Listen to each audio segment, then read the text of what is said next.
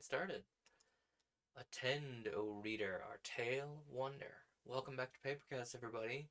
Last week we were working on this issue of Astounding Stories, the June 1930 issue, if you're curious. So, uh, despite this being very full of short stories, we did stop in the middle of a short story.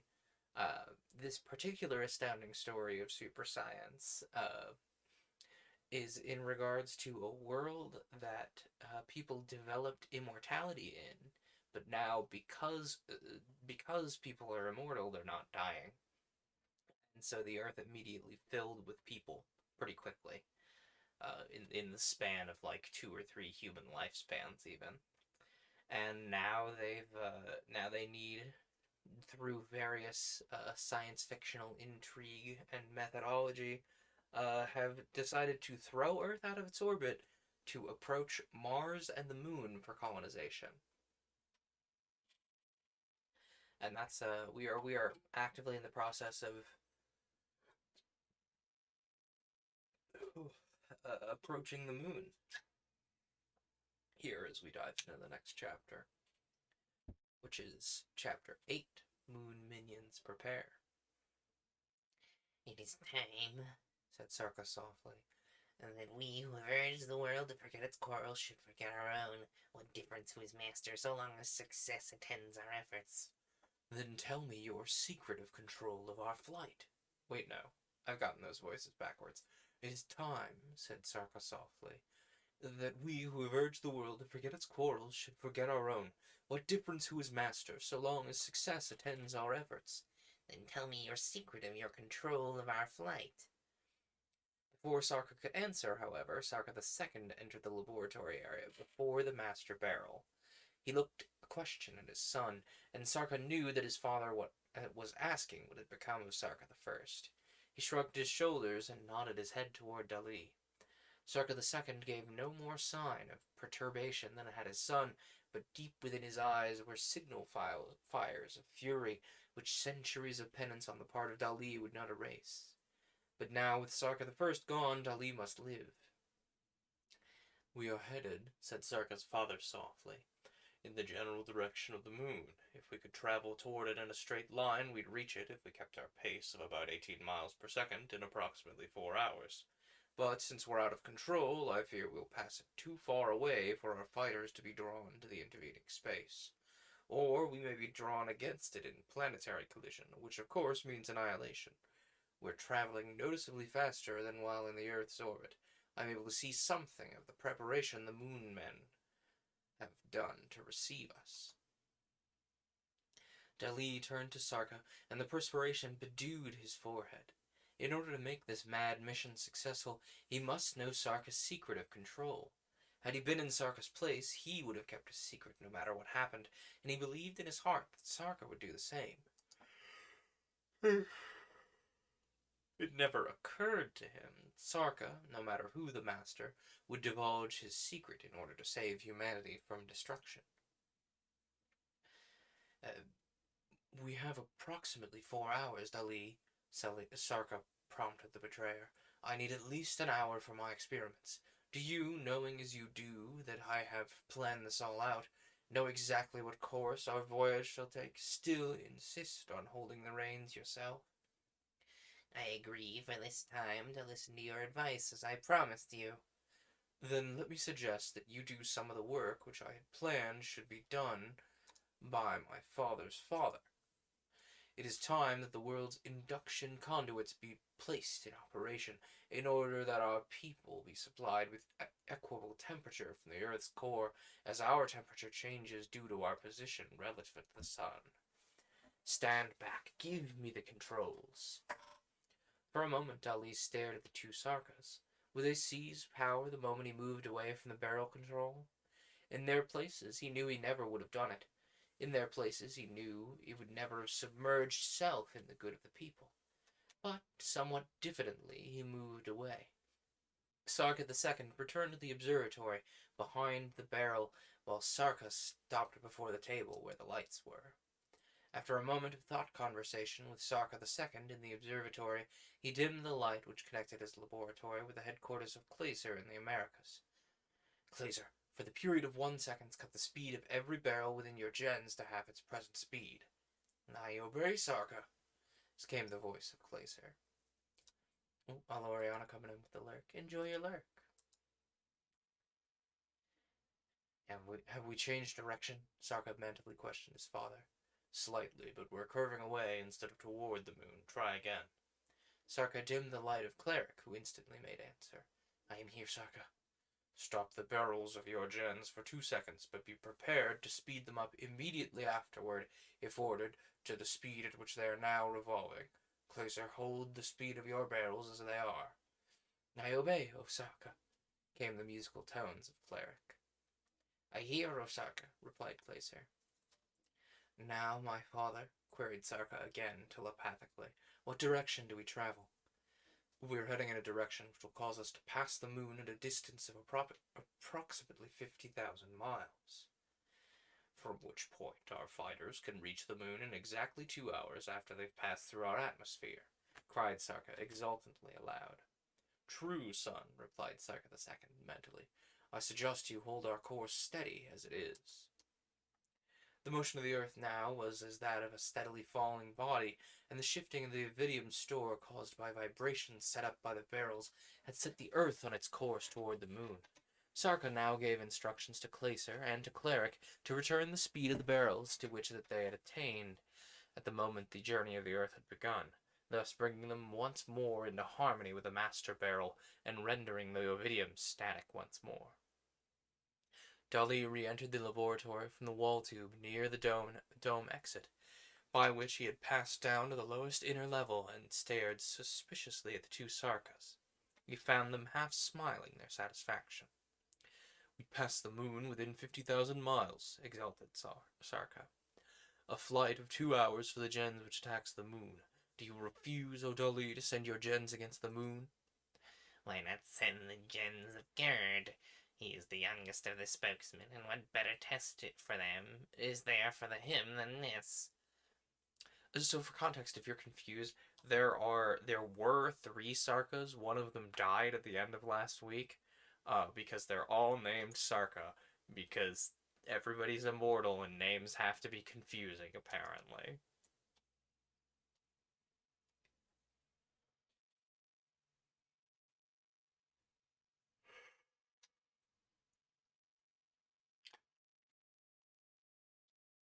Also, Dali's trying to get the best land without having to sacrifice his section of the earth that is his colony. It is because he is so young that we do not wish to send him. The colonization of the moon by earthlings requires the guiding genius of a spokesman who has the experience of a Dali or a Sarka, else you now would be dead. And then it be a Sarka. Who then will control further flight of the earth? You let your father lead my gens against the moon. What will your gens say to this, O Dali, that their revered spokesman feared to lead them in person? Enough of this squabbling, snapped Sarka II. Do you not realize that within a matter of hours some gens must be sent into battle? Come with me to the observatory, where you'll be given something besides squabbling with which to occupy your minds. Leaving the earth on its lonely flight through space, the 3 men hurried to the observatory, where they seated themselves before the eyepieces of the microtelescopes, whose outer circles had been aimed at the moon. For a moment, the 3 stared breathlessly at the surface of this dead sister of the earth. They noted her valleys, her craters which seemed bottomless, and saw that even as they watched, valleys and craters became sharper of outline, proving that they were approaching the moon at a tremendous speed. It seemed, too, as though they were heading towards sure collision, though Sarka II had said that they would pass the moon at a distance of 50,000 miles. You will note activity at the very rims of the craters, said the elder Sarka, easily. The craters are man-made, not volcanic as some scientists believe. They're shaped to converge the rays of the sun, as our roof is created for the same purpose. But note the activity at the rims of the craters.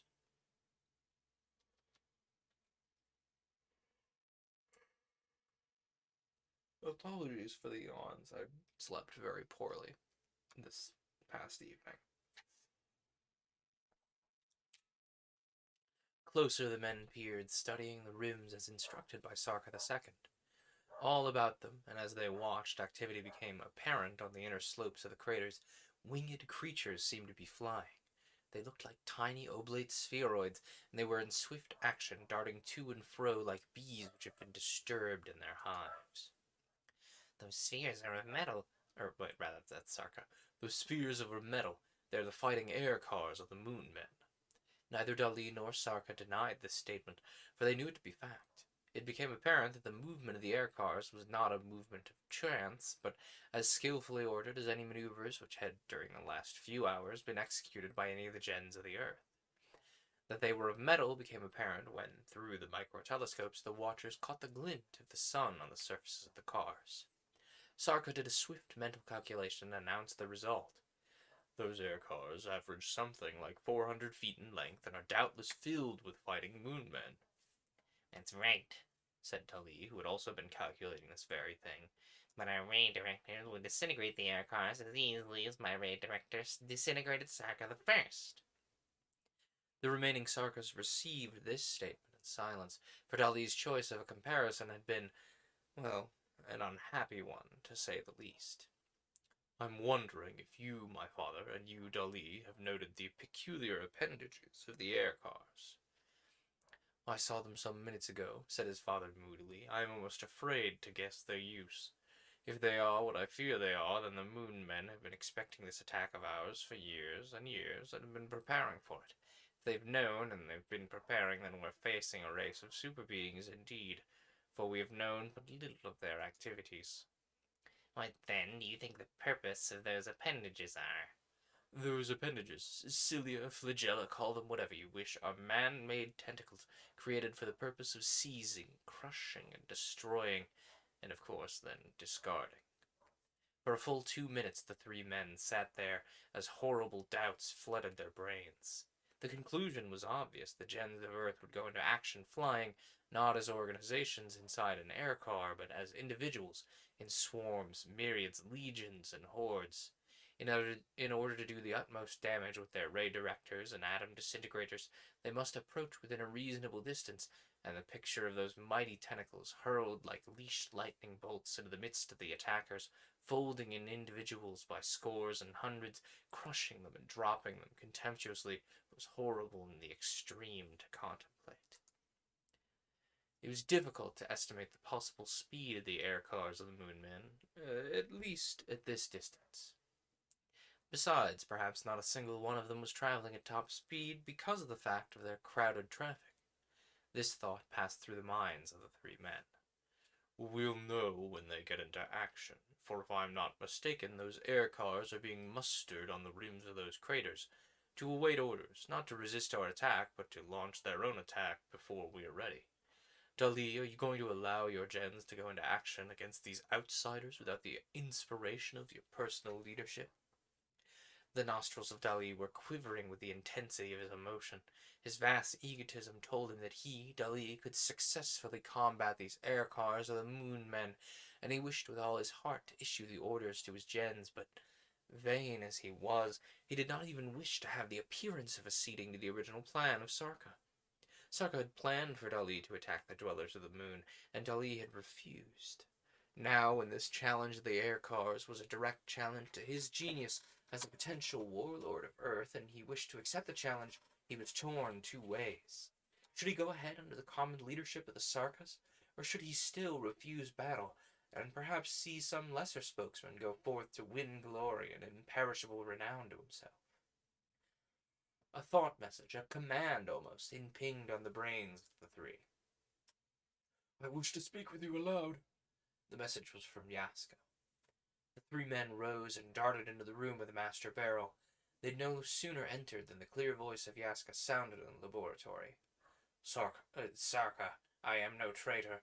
I am Yaska who loves you. I am in the headquarters of Dali Rohi, and the gens of Dali has indicated its allegiance to me, having been informed by me that it is the wish of Dali whose presence is needed at the place of the master barrel. Command us, O Sarka. We are ready to attack.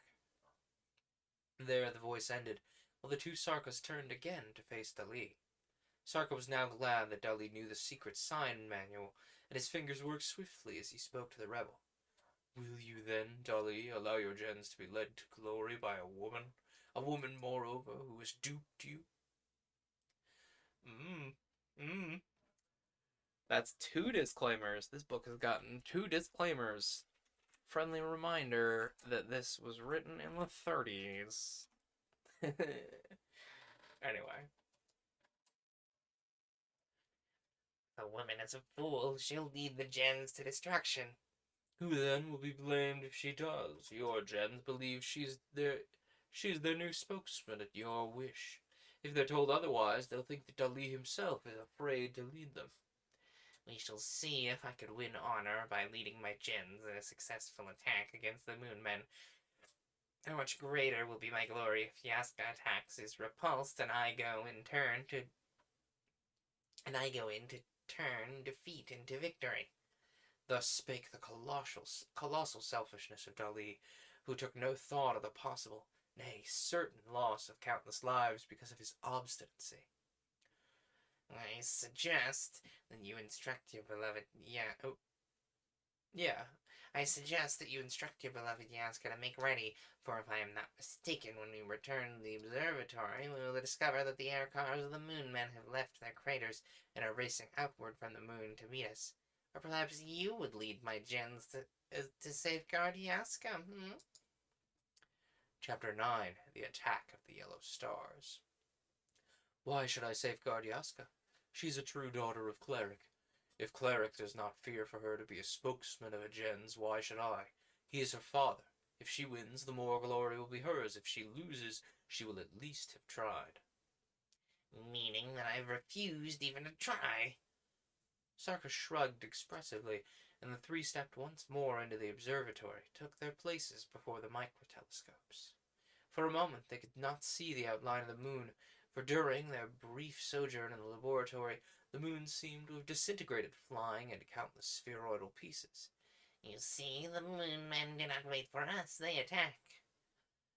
It was all too true that the air cars which had been mustered at the rims of the moon's craters had been hurled outward in space, outward toward the onrushing earth, and the myriad numbers of them for a time shut out all view of the surface of the moon.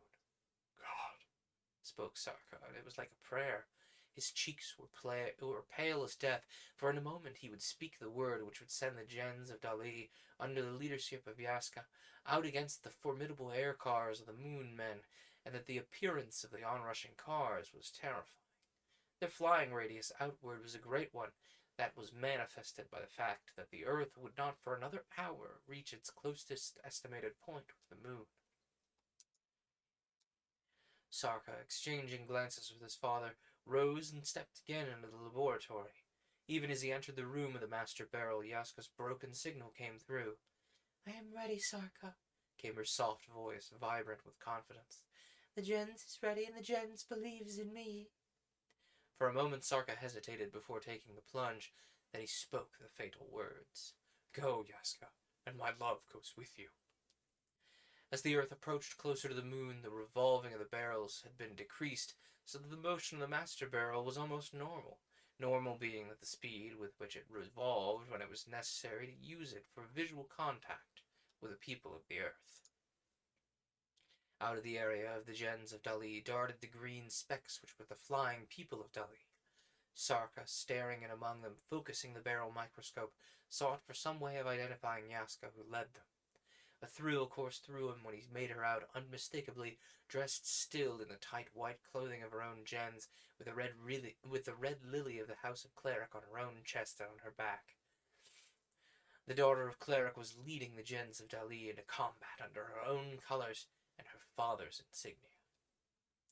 Sarka raced back to the observatory, seated himself again to watch the attack, which must of necessity be joined within a matter of almost minutes. Those myriads of air cars flying outward from the moon had seemed invincible, but up until now he had never seen an entire gens mustered at one time. His whole being thrilled with the awesome grandeur of the spectacle. It seemed that not an able-bodied individual of the gens of Dali had failed to answer the muster of the gens. Millions upon millions of people taking off the icy roof of that part of the earth lying between Ohi and the North Pole from the heart of what had once been part of the Pacific Ocean. So many of them were there that when they were free of the earth, flashing outward at 2,000 miles an hour, it was impossible to see the moon or those formidable air cars. And still, out of the heart of the area, the gens of Dali, came other myriads, each flight waiting only for the preceding flight to clear. The green, tight-fitting clothing of the gens of Dali, each individual wearing the yellow star of the spokesman of the gens, a marvelous, awe-inspiring sight. And this was but a single area. The earth was divided into 12 such areas, some smaller, some larger, which showed Sarka for the first time a hint of the mighty man-power and fighting woman-power which he controlled. However, once free of the earth, conduct of the flight would be in the hands of the spokesman, Yaska, acting for Dali. Sarka turned to Dali, his eyes flashing. Does it not thrill you, Dali? Do you not wish now that you'd gone out with your people as their leader? They follow Yaska like sheep. But wait, my gens seem invincible, because it bulks between us and the air cars of the moon dwellers. See how this battle goes. The gens may yet have need of their Dali. Sarka studied these outgoing hosts, which were dwindling away to mere specks with vast speed, for through the cordons and cordons of them he could now see the air cars more plainly. It was still possible, when one looked through the micro-telescopes, to see the slim figure of Yaska leading the attack. She was in the vanguard of the gens of Dali, leading her people onward as though she had been born to command, utterly fearless.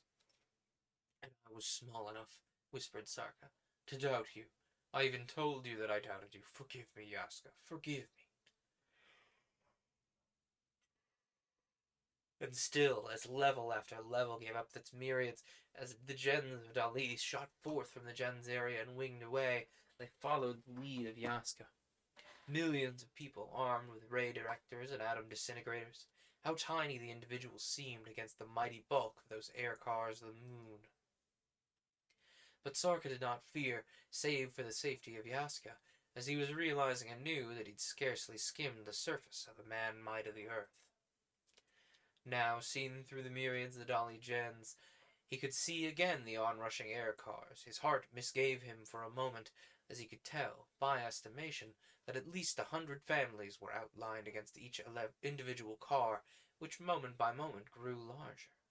Those tentacles were now very much in evidence, rising and falling under and around the racing air cars like serpents or dragging ropes, but seeming like living things in the sentient manner of their moving, eager to come in contact with the first of the earthlings, and to wrap those tentacles about them, crush them, hurl them into space.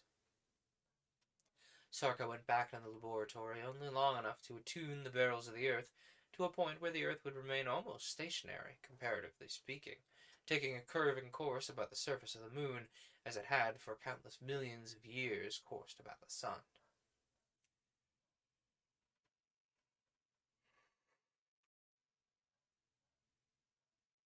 Then back to the observatory to see how went the battle. Through the microtelescopes the first meeting was plain to be seen. The gens of Dali rushed headlong to meet the air cars, and many of them rushed headlong to their own destruction. Sarka noted a group of perhaps 100 people break forth from the vanguard of the attackers and mount to a safe height above the air cars against which the gens were hurling themselves. A sigh of relief escaped him. He wished there was some way in which he could learn the individual identities of those 90 and 9. Excuse me. A sigh of relief escaped him, and he wished there was some way in which he could learn the individual identities of the 90 and 9 who'd taken Yaska forcibly out of danger. For her white clothing and her red lily of cleric were plainly visible and recognizable. The men of the gens of Dali might permit the leadership of a woman, but they would not permit her to be needlessly in danger. Sarka turned to Dali and had noted that the face of the master egoist was pale and drawn, his nostrils quivering with emotion as he watched his gens go into battle, and a feeling of satisfaction coursed through Sarka like a little white flame. Dali was proud of his gens, and now was wishing that he, and not Yaska, were leading them onward. I would wager something, whispered Sarka to himself, that Dali will not be able to stand it. that before battle has been joined for 10 minutes, he will have gone out to take over the leadership of the gens. Yaska must have guessed that too. Wise, clever Jaska. With a fearless massing of forces, the people of the Yellow Stars joined battle with the air cars. The manner of men who flew the air cars was still unknown to the people of Earth, but in a trice they would know. In a matter of minutes, Earth would realize the horror of what faced the gens of Dali, whom Yaska led. For with the sending out of their air cars, the Moon Men had been given but the merest hint of their ponderous, devastating might.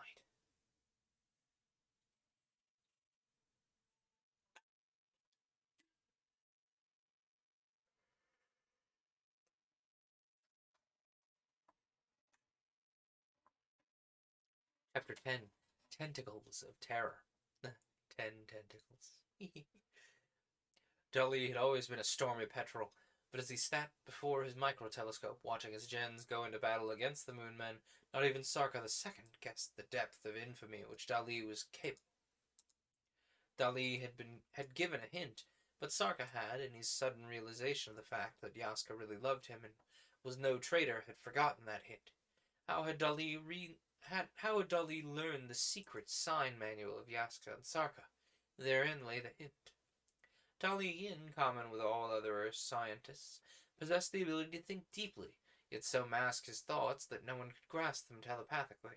It was well for the peace of mind for the Sarkas that they could not read the black thoughts of the man or look into the future even so far as a dozen years.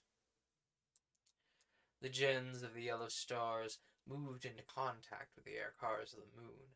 Earth and moon were gripped in the horror of war, the war between worlds where no quarter might be asked or given, because fought between alien peoples who did not so much as comprehend each other's languages or even their signals. The people of the gens swarmed about the air cars like myriad swarms of angry bees, but it was only to Dali that this simile came, for only Dali of these three had ever seen a swarm of bees. Sweeping in closely, the gens brought forth from their resting places in their Sarka belts their ray directors and atom disintegrators, and turned the blighting rays of them against the gleaming, ice-colored sides of the aerial monsters. But even as the gens brought their instruments of destruction into play, the mighty tentacles of the first 100 air cars had gotten into action.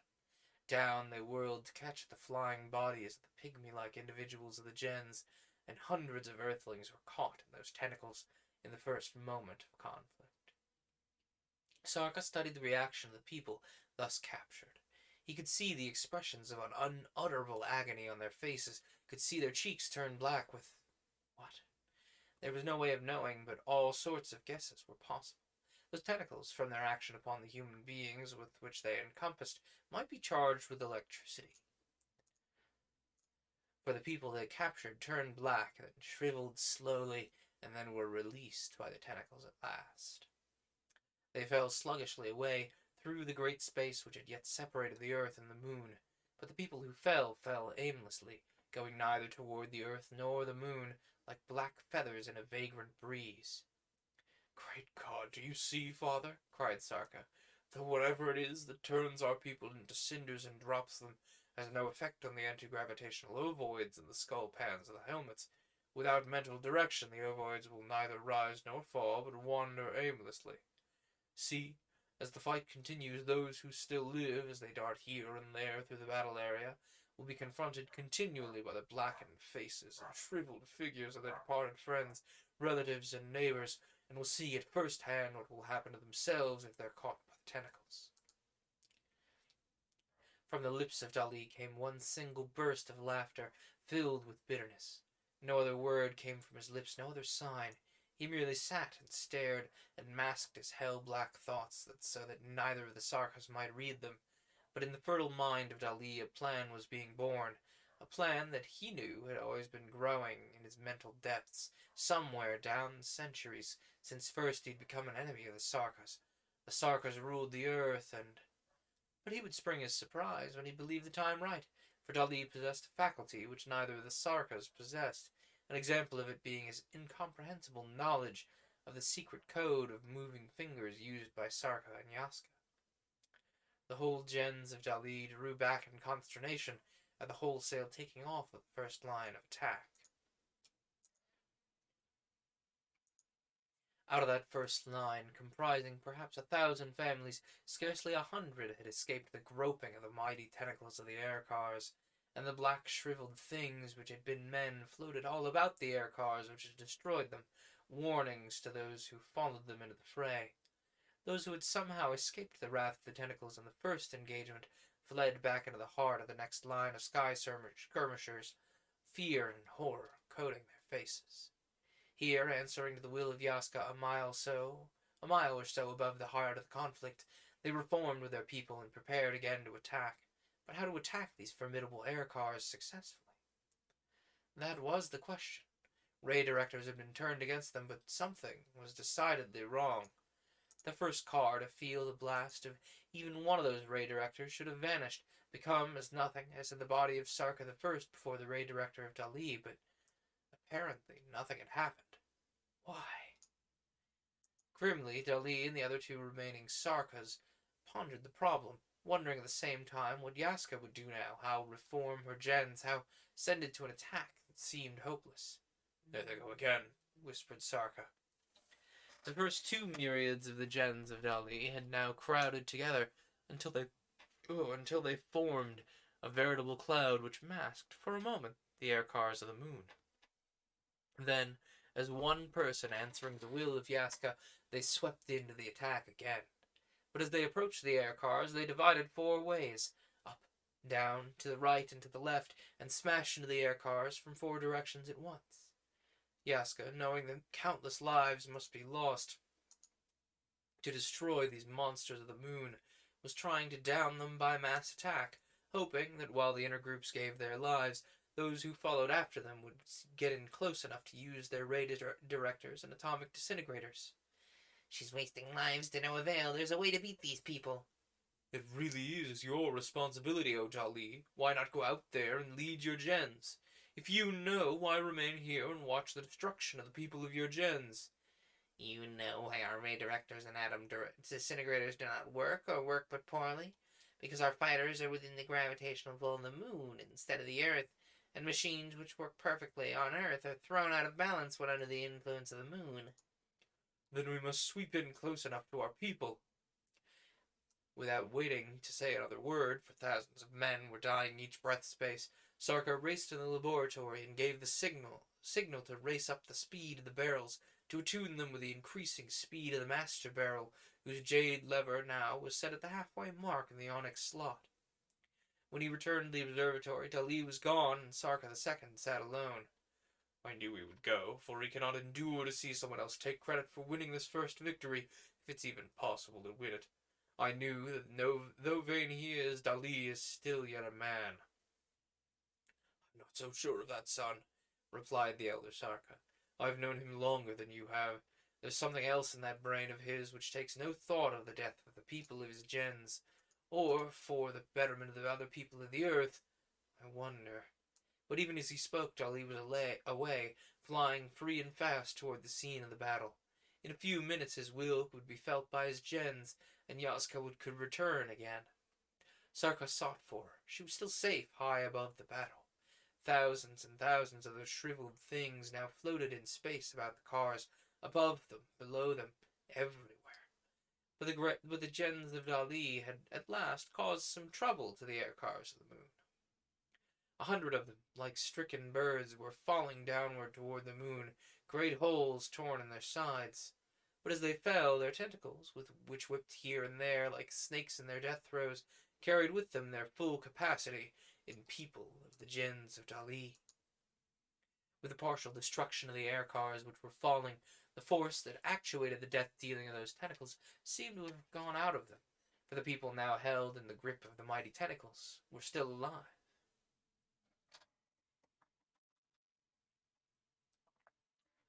Their squirmings could be plainly seen, and their cries could have been heard had it not been that the noise of battle drowned out all other sounds. 100 air cars falling, and the men and fighting women of the gens of Dali, with new courage in them, now realized that the air cars were not entirely invincible, and so renewed the attack with savage vigor. Taking no thought of the death which must surely come to them, They circled and pressed the air cars, and when the tentacles caught at some of them, others climbed to the very body of the air cars, over the shriveling bodies of the dying, and returned their ray directors and atom disintegrators against the gray sides of the monsters. Even before Dali had reached the vanguard of his gens, another 100 air cars were falling, each with its tentacles wrapped tightly about such of the earthlings as each could grasp. Falling, falling, still living, plunging down. Now Dali had reached the scene of the fray and was assuming command. As he did so, a single white-robed figure, life-size when seen through the microtelescopes, darted out of the fray and headed top speed for the dwelling place of Sarka. Yaska, relieved, was returning home. But though Yaska flew at top speed, she didn't seem to grow larger or draw any nearer to the earth. Out of the ruck of the defenders of the moon, a single air car, whose gleaming gray side was marked with strange crimson splashes, broke free to pursue Jaska. She had fled at top speed, yet the air car was gaining, proof that the moon had developed speed greater than Earth had attained. But why does she draw no nearer? Great God! Ejaculated Sarka II after a brief examination of certain cartographs beside his microtelescope. We're moving away from the moon! Something's forcing us away. The people of the moon have something whose nature we don't know, capable of forcing them away from us, while they pull our people toward them. You see, if they pulled us toward them, we could overthrow them, for we outnumber them perhaps thousands to one, but if they force themselves away faster than the gens of Dali, if defeated, can follow us, they can destroy or capture the gens at their leisure. Suddenly, out of the earth, past the all-seeing eyes of the microtelescope, swept a new myriad. Men in white wearing the red lily of the house of Cleric. Cleric was sending out men to rescue Yaska from the air car which pursued her. But would Yaska or those who went forth to fetch her ever be able again to attain landing place upon the earth? It was doubtful. Even as Sarka asked himself this question, fresh air cars shot from the rims of the moon craters, rushing outward to add their weight in the battle against the gens of Dali. For the gens of Dali was doomed. In the mind of Sarka II there still loomed a hellish doubt that would not down. The men of Cleric were surrounding Yaska now, protecting over their lives against the tentacles of that lone air car splashed with crimson, and all were flying a losing race with the earth, which was still being forced outward from the moon. And so then this story continues in the August issue, On the Planet of Dread by R.F. Starzl. Earth the Marauder is part 2 of the thrilling novel that we had just read a chunk of.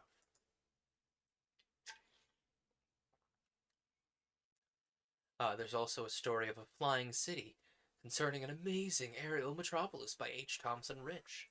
Murder Madness, the conclusion of the gripping continued novel by Murray Leinster, and other stories, of course.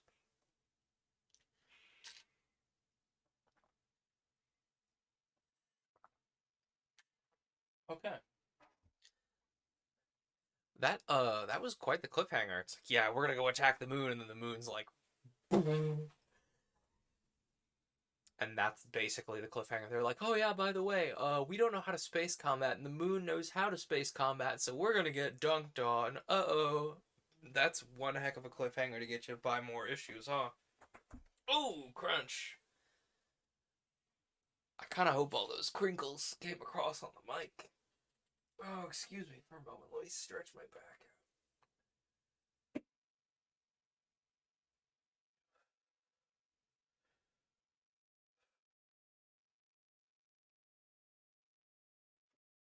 Hi, Magnus. You wanted to say hi? Everyone welcome occasional guest star, Magnus. He's just a little guy, aren't ya? Both of my cats are little guys, to be fair. Don't nobody pay you any attention? I've been so busy typing things at the computer today that I haven't had any time to pet the baby. He begged for attention all day today, and he had no luck because I was busy doing work. And now he can get all the love he wants, all the love he deserves, even. Yeah. Alright, let's dive into From an Amber Block by Tom Curry. Marble, in a desperate frenzy, hacked at the reptile's awful head. What a teaser line there. These should prove especially valuable and interesting, without a doubt, Marable, said the tall, slightly stooped man. He waved a long hand toward the masses of yellow-brown which filled the floor of the spacious workrooms, towering almost to the skylights high above their heads. And there's a illustration right here that says a giant amber block at last gives up its living, ravenous prey. Is that Colin the biggest one with a dark center? Asked an attractive young woman who stood beside the elder of the men. I'm inclined to believe it'll be some sort of black liquid, said Marble, a big man of 35. There were other people about the immense rooms, the laboratories of the famous Museum of Natural History. Light streamed in from the skylights and windows. Fossils of all kinds, some immense in size, were distributed about. Skilled specialists were chipping away at matrices, other artists were reconstructing, doing 1,000 things necessary to their work. A hum of low talking, accompanied by the irregular tapping of chisels on stone, came to their ears, though they took no heed of this, since they worked here day after day, and it was but the usual sound of the paleontologist's laboratory. Marable threw back his blond head. He glanced again toward the dark-haired, blue-eyed young woman, but when he caught her eye, he looked away and spoke to her father, Professor Young. I think that big one will turn out to be the largest single piece of amber ever mined. There were many difficulties in getting it out, for the workmen seemed afraid of it, did not want to handle it for some silly reason or another.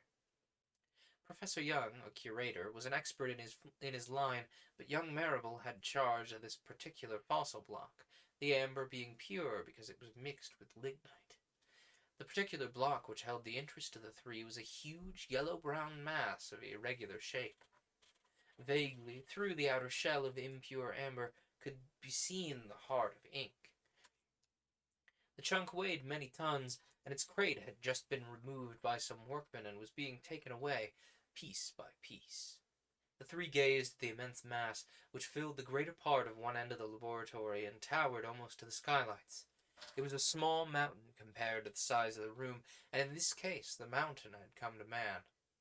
Miss Betty, I think we'd better begin by drawing a rough sketch of the block. Betty Young, daughter of the curator, nodded. She was working as an assistant and secretary to Marable. Well, what do you think of them? The voice behind them caused them to turn, and they looked into the face of Andrew Leffler, the millionaire paleontologist whose wealth and interest in the museum had made it possible for the institution to acquire this amber.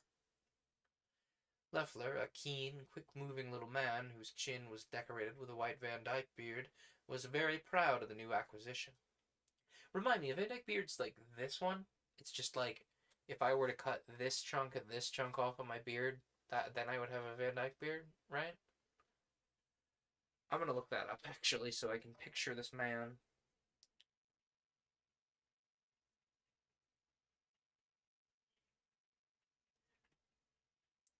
Yeah, it is. It's like a mustache that kind of leads into a little goatee looking thing.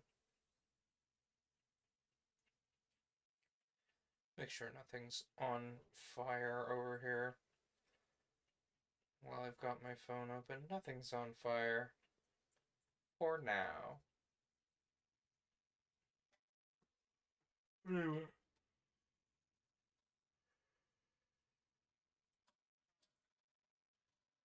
Everyone is talking about the big one, he continued, putting his hand on Maribel's shoulder. Orling is continuing to see, and many others. As I told you, the workmen who handled it feared the big one.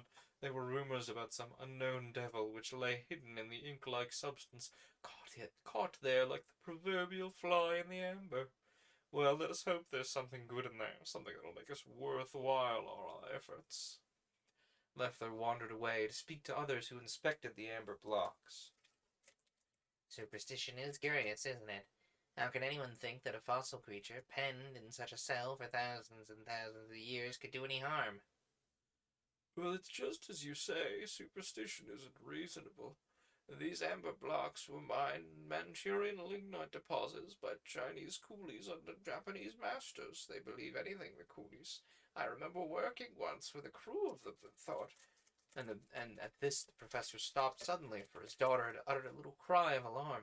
He felt her hand upon his arm and turned toward her. What is it, dear? She was pointing toward the biggest amber block, and her eyes were wide open and showed that she'd seen something, or perhaps imagined that she'd seen something that frightened her. Professor Young followed the direction of her finger. He saw that she was staring at the black heart of the amber block, but when he looked, he could see nothing but the vague, irregular outline of the inky substance. What is it, dear? I thought I saw it looking out, eyes that stared at us. The girl broke off and laughed shortly, adding, I suppose it was Mr. Leffler's talking. There's nothing there now. Probably the Manchurian devil shows itself only to you, said her father jokingly. Well, be careful, dear. If it takes a notion to jump out at you, you call me and I'll exorcise it for you. Betty blushed and laughed again. She looked at Marable, expecting to see a smile of derision on the young man's face, but his expression was instead grave. The light from above was diminishing. Outside sounded the roar of home-going traffic. Well, we must go home. There's a hard and interesting day ahead of us tomorrow, and I want to read Orling's new work on matrices before we begin chipping at the amber. Young turned on his heel and strode toward the locker at the end of the room where he kept his coat and hat. Betty, about to follow him, was aware of a hand on her arm, and she turned to find Marable staring at her. He's silent, too. Could have just been your imagination. Was it some refraction of the light? The girl paled. I don't know. I thought I saw two terrible eyes glaring at me from the inky heart, but when Father laughed at me, I was ashamed of myself. Thought it was just my fancy. The center is liquid, I'm sure. We'll find out soon enough when we get started. Anyway, you must be careful, and so must Father. She looked at the block again as it towered there above them, though she expected it to open and the monster of the coolie's imagination leap out. Are they called coolies as in Calvin Coolidge? Or am I, saying something that's very disclaimer worthy?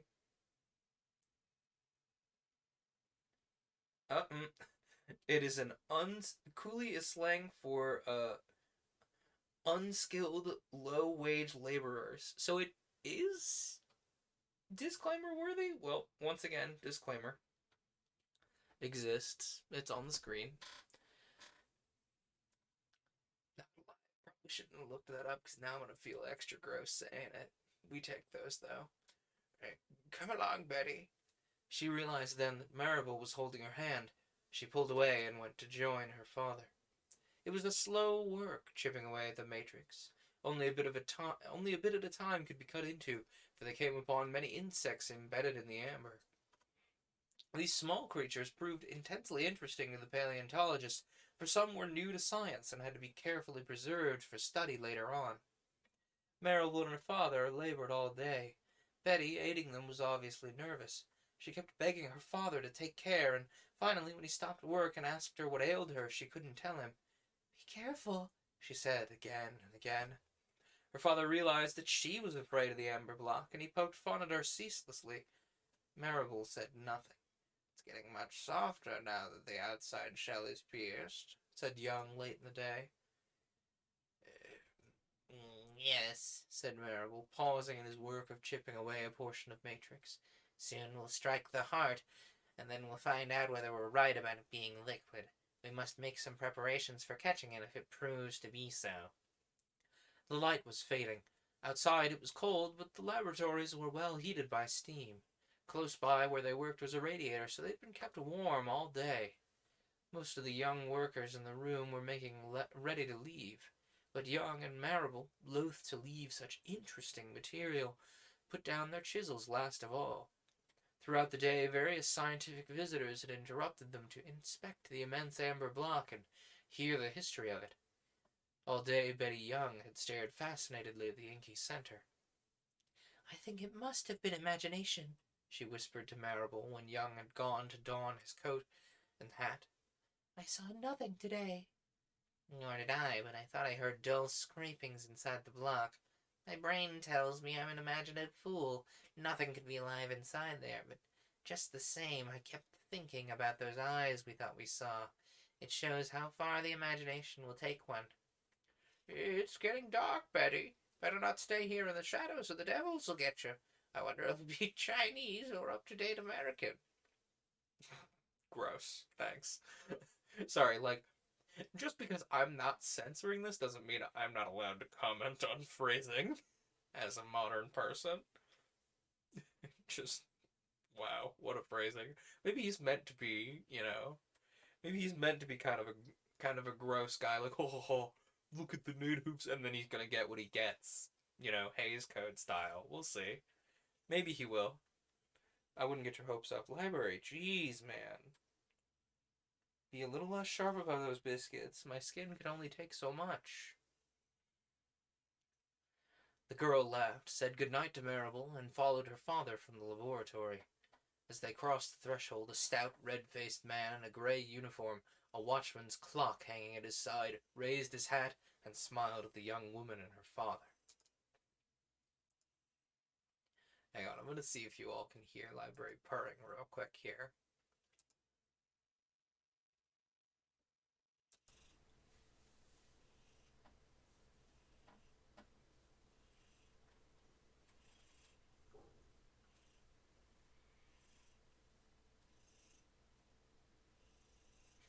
I can just barely see the little audio line moving for when he's purring. Also, apparently my noise suppression is outdated. I'll have to fix that sometime. Anyway, where were we? Hello, Rooney. How do you do, Miss Young? Staying late this evening? No, we're leaving now, Rooney. Good night. Good night, Miss Young. Sleep happy. Thanks, Rooney. The old night watchman was a jolly fellow, and everyone liked him. He was very fond of Betty, and the young woman always passed a pleasant word with him. Rudy entered the room where the amber blocks were. The girl. Oh. The girl walked with her father down the long corridor. She heard Maribel's step behind them. Wait for me a moment, father. She went back, smiling at Maribel as she passed him, and entered the door, but remained in the portal and called to Rooney, who was down in the laboratory. He came hurrying to her side at her nervous hail. Well, what is it, ma'am? You'll be careful now, won't you, Rooney? Oh, yes, ma'am. I'm always careful. Nobody can get in to harm nothing while Rooney's about. I don't mean that. I want you to be careful yourself when you're in this room tonight. Why, miss, what is there to be wary of? Nothing but some funny-looking stones, as far as I can tell. The young woman was embarrassed by her own impalpable fears, and she took leave of Rooney and rejoined her father, determined to overcome them and dismiss them from her mind. All the way home, and during their evening meal, and afterwards, Professor Young poked fun at Betty. She took it good-naturedly, and laughed to see her father in such fine humor. Professor Young was a widower, and Betty was the housekeeper in their flat. Though a maid did the cooking for them and cleaned the rooms, the young woman planned the meals and saw to it that everything was homelike for them. After a pleasant evening together, reading and discussing the new additions to their collections, they went to bed. Betty Young slept fitfully. She was harassed by dreams of huge eyes that came closer and closer to her, that at last seemed to engulf her. She awakened finally from a nap and started up in her bed. The sun was up, but the clock on the bureau said it was only 7 o'clock, too early to arise for the day's work. But then the sound of the telephone bell ringing in the hall caused her to get up and don her slippers and dressing gown and hurry out into the living room. Before she answered the phone, however, she heard her father's voice answering. Hello? Yes, speaking. Good morning, Smythe. Smythe was the janitor of the museum. Betty, standing behind her father, wondered what he could want that he should phone so early in the morning. Her father's next words sent a thrill of fright through her heart. My God, I can't believe it. Is he dead? There was a pause. Betty caught the sound of excited Smythe's tones through the receiver.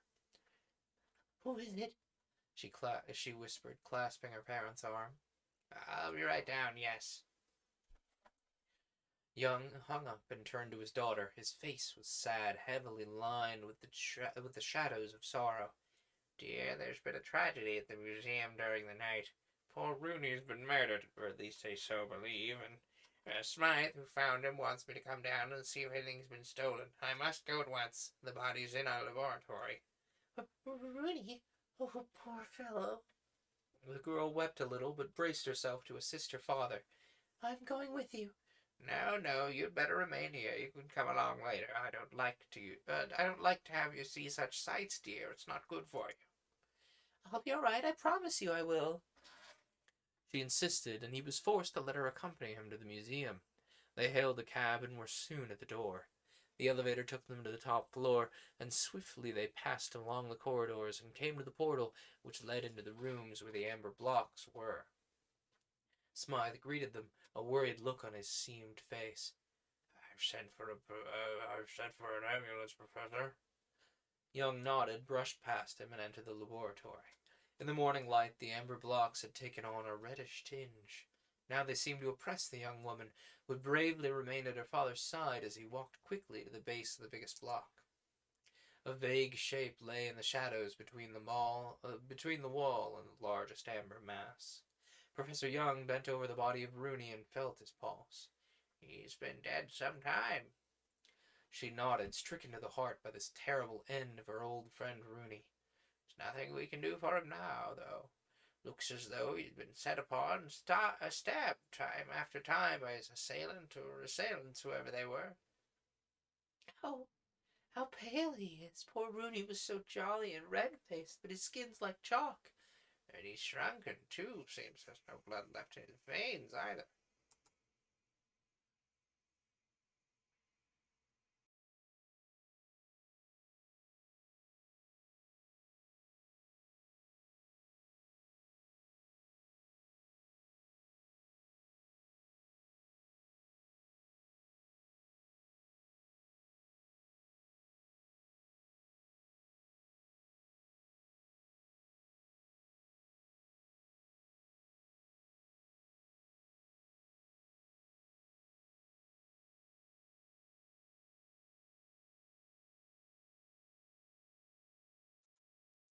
Sorry about that. There was a very strange noise in the background. I assume that was just my father's emergency pager. That or some kind of static demon is escaping the television and it's going to eat my soul and or my brain and or my eyeballs. We'll see. Marable, who had been called also, came in then and aided in the examination. He said good morning to Betty and her father, then went to bend over Rooney's body. See the look of abject terror on his face? See the look of abject terror on his face? Betty heard Marable say to her father as the two examined the corpse. He must have been very much afraid of whoever killed him.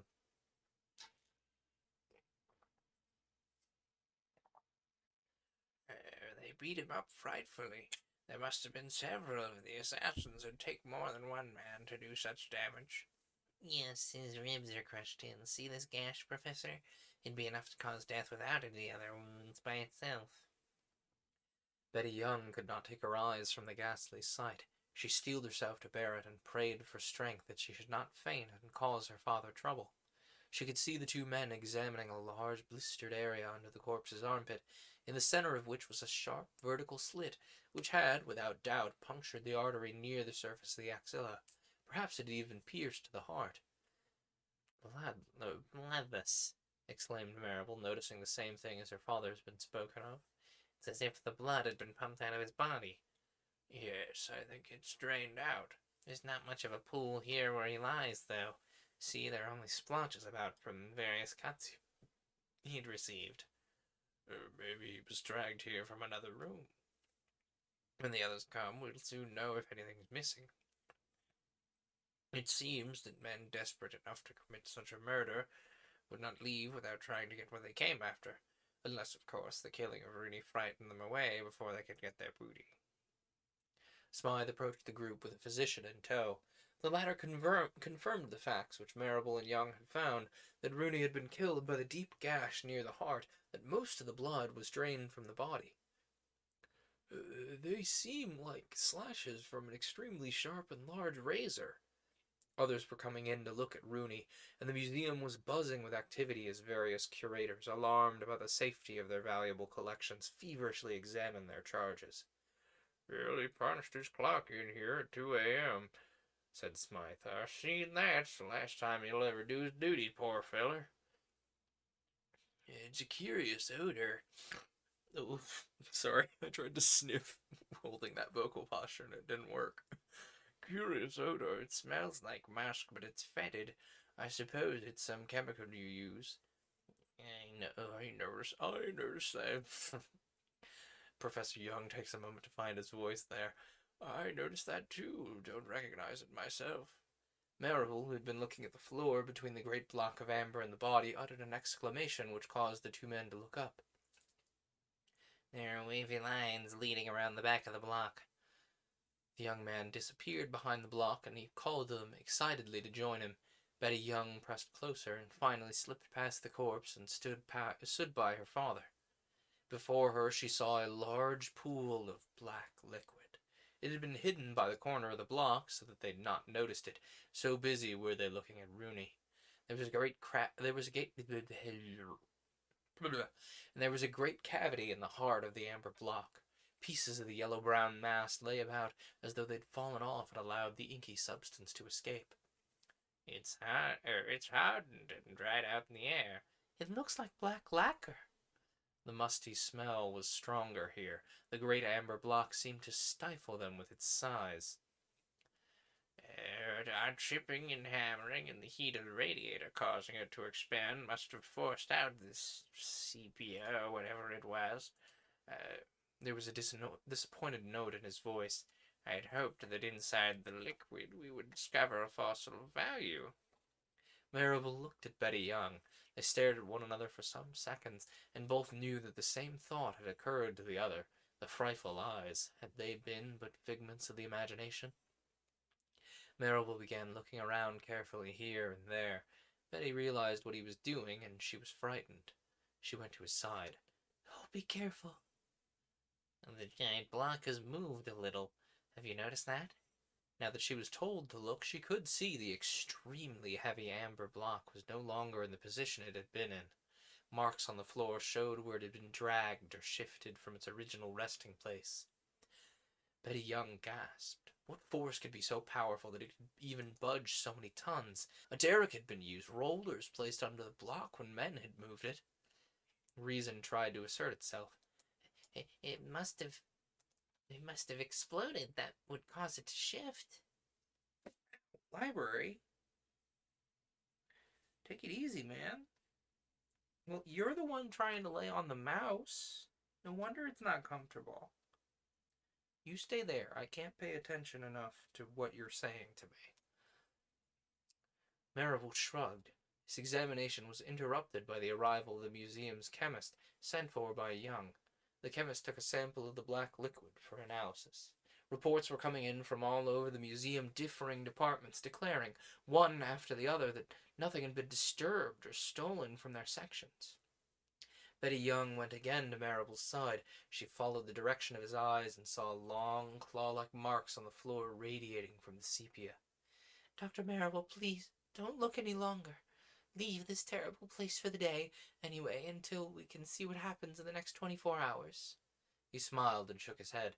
"I must make a search. My brain calls me a fool, but just the same, I'm worried."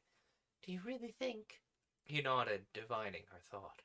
The girl shivered. She felt terror mounting to her heart, and the matter-of-fact attitudes of the others in the great laboratory did not allay her fears. Rooney's body was removed. The place was cleaned up by workmen, and Marable's search, if that was what his constant roving about the laboratory could be called, ceased for a time. The chemist's report came in. The black liquid is some sort of animal secretion, melatonin in nature, probably. Or melanotic, probably. Oh. Sorry, library really stabbed me in the leg there. Make sure I can keep one eye on things over here. In spite of the fact that they had learned so many facts about the murder, they had, as yet, not solved the mystery. Who had murdered Rooney, and why? And where had his blood gone to? In no other rooms could be found any traces of struggle. "If you don't do anything else, please carry a gun," begged Betty of Marable. "I'm going to try and take Father home right after lunch if he'll go. He's so stubborn.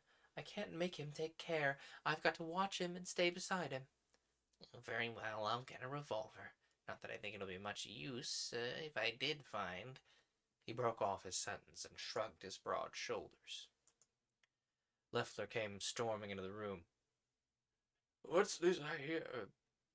What was Leffler? Oh, yes, Leffler's the patron here.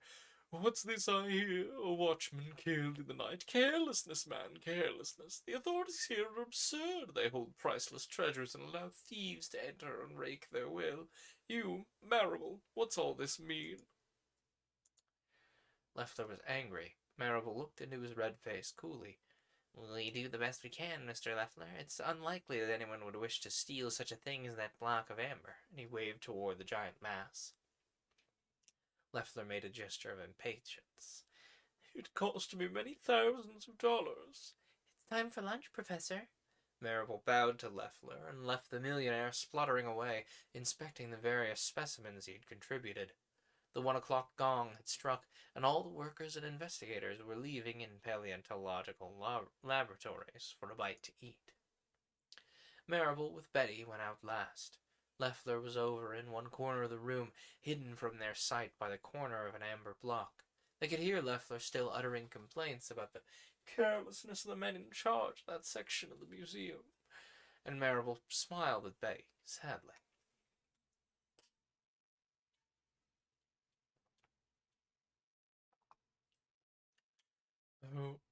Poor Rooney. Betty, I feel more or less responsible in a way." "No, no! How could you have foreseen such a thing?" Marable shook his head. "Those eyes, you know. I should have taken precautions, but I had no idea it could burst from its prison so." For the first time, Marable had definitely mentioned his idea of what had occurred. The girl had understood it all along, from their broken conversation and the look in the young scientist's eyes. She sighed deeply. "You'll get a revolver before you search further?" "I'm going to. Smythe has one, and I know he'll lend it to me." "I will. You know, Leffler has the same idea we have, I think. That's why he keeps talking about it being our fault. I believe he's seen something, too. His talk about the devil inside the block was half in earnest. I suppose he put it down to imagination, or perhaps he didn't think this fossil to be dangerous." They went out together and walked toward the restaurant they frequented. Her father was there, lunching with one of the superintendents of the museum. He smiled and waved to Betty. And of course, everyone was discussing the killing of Rooney. After an hour, during which the two young people spoke little, Marable and Betty Young left the restaurant and started back toward the museum. Her father was still at his table. They walked up the driveway entrance, and then Marable uttered an exclamation. "Something's wrong." There was a small crowd of people being collected on the steps. The outer doors, instead of being open as usual, were closed, and guards stood peering out at the edge of them. Marable and Betty were admitted after they had pushed their way to the doors. "Museum's closed to the public, sir." "Why?" "Something happened in the paleontological laboratories. I don't know just what, but orders come to clear the rooms and not let anybody in but members of the staff, sir." Marable hurried forward while Betty was at his heels. "Please, get yourself a gun," she said, clutching his arm and holding him back. All right, I'll borrow one from a guard." He returned to the front doors and came back, slipping a large pistol into his side pocket. "I want you to wait here." "No, I'm going with you." "Please, as your superior, I order you to remain downstairs." The girl shrugged, and she allowed him to climb the stairs to the first floor, and then hurried back in search of Smythe. Smythe obtained a gun for her, and as she did not wish to wait for the slow elevator, she ran up the steps. Smythe could not tell her definitely what had occurred in the upper laboratory that caused the museum to close for the day. Her heart beating swiftly, Betty Young hurried up the second flight of stairs to the third floor.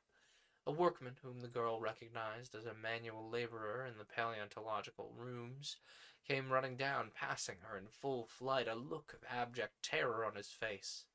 Well, what is it? What is it? There was a red snake, legs, black fire. She waited for no more out of him. A pang of fear for the safety of Marable shot through her heart, and she forced herself onto the top floor. Up there was a haze, faintly black, which filled the corridors. As Betty Young drew closer to the door of the paleontological laboratories, the mist grew more opaque. It was as though a sooty fog permeated the air, and the girl could see it was pouring from the door of the laboratory in heavy coils. And her nostrils caught the strange odor of a fetid musk. She was greatly frightened, but she gripped the gun and went on. Then to her ears came the sound of a scream, the terrible scream of a mortally wounded man. Instinctively, she knew it was not Marable, but she feared for the young professor's health nonetheless, and with an answering cry, she rushed into the smoky atmosphere of the outer laboratories. Walter! But evidently he didn't hear her, for no reply came. Or was it that something had happened to him? She paused on the threshold of the big room where were the amber blocks. About the vast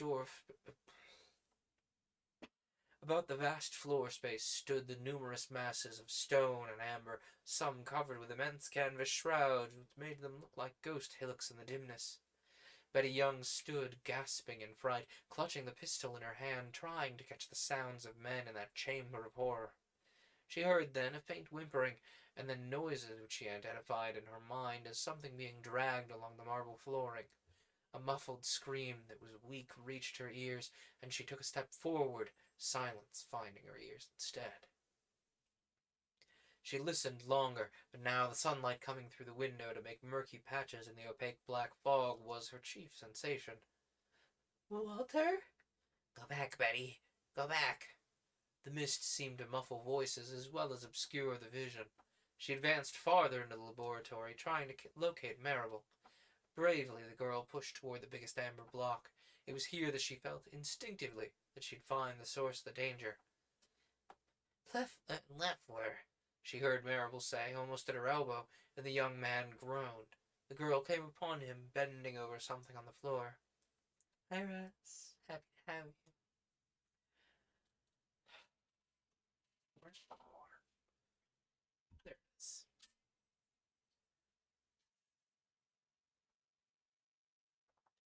She knelt beside him, gripping his arm. Now she could see the outline of Leffler's body at her feet. The wealthy collector was doubled up on the ground, shriveled as had been Rooney.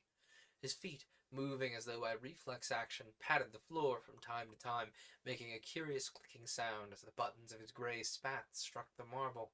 But it was obvious, even in the murky light, that Leffler was dead, that he'd been sucked dry of blood. Betty Young screamed. She couldn't help it. The black fog choked her, and so she gasped for breath. Leaving Marable, she ran toward the windows to throw them open. The first one she tried was heavy, and she smashed the glass with the butt of the gun. She broke several panes in two of the windows, and the mist rolled out from the laboratory. She started to return to the side of Marable, when he uttered a sudden shout, and she hurried back to where she'd left him, stumbling over Leffler's body, recoiling at this touch of death. Marable was not there, but she could hear him nearby. Cool air was rushing in from the windows, and gradually the fog was disappearing. Betty Young saw Marable now, standing nearby, staring at the bulk of an amber block which was still covered by its canvas shroud. Although not as large as the prize exhibit, this block of amber was large and filled many yards of space. Betty, please go outside. Call some of the men. But he didn't look at her, and she caught his fascinated stare. Following the direction of his gaze, the girl saw that a wisp of smoky mist was curling up from under the edge of the canvas cover. It's there, whispered Betty. Marable had a knife which he'd picked up from a bench, and with this he began to quietly cut the canvas case of the block, keeping several feet to the side of the spot where the fog showed from beneath the shroud. Marable cut swiftly and efficiently through the cloth, Marable cut swiftly and efficiently, though the cloth was heavy and he was forced to climb up several feet on the block to make his work effective. The girl watched, fascinated with horror and curiosity. To their ears came a curious sucking sound, and once a vague tentacle form showed from the bottom of the canvas.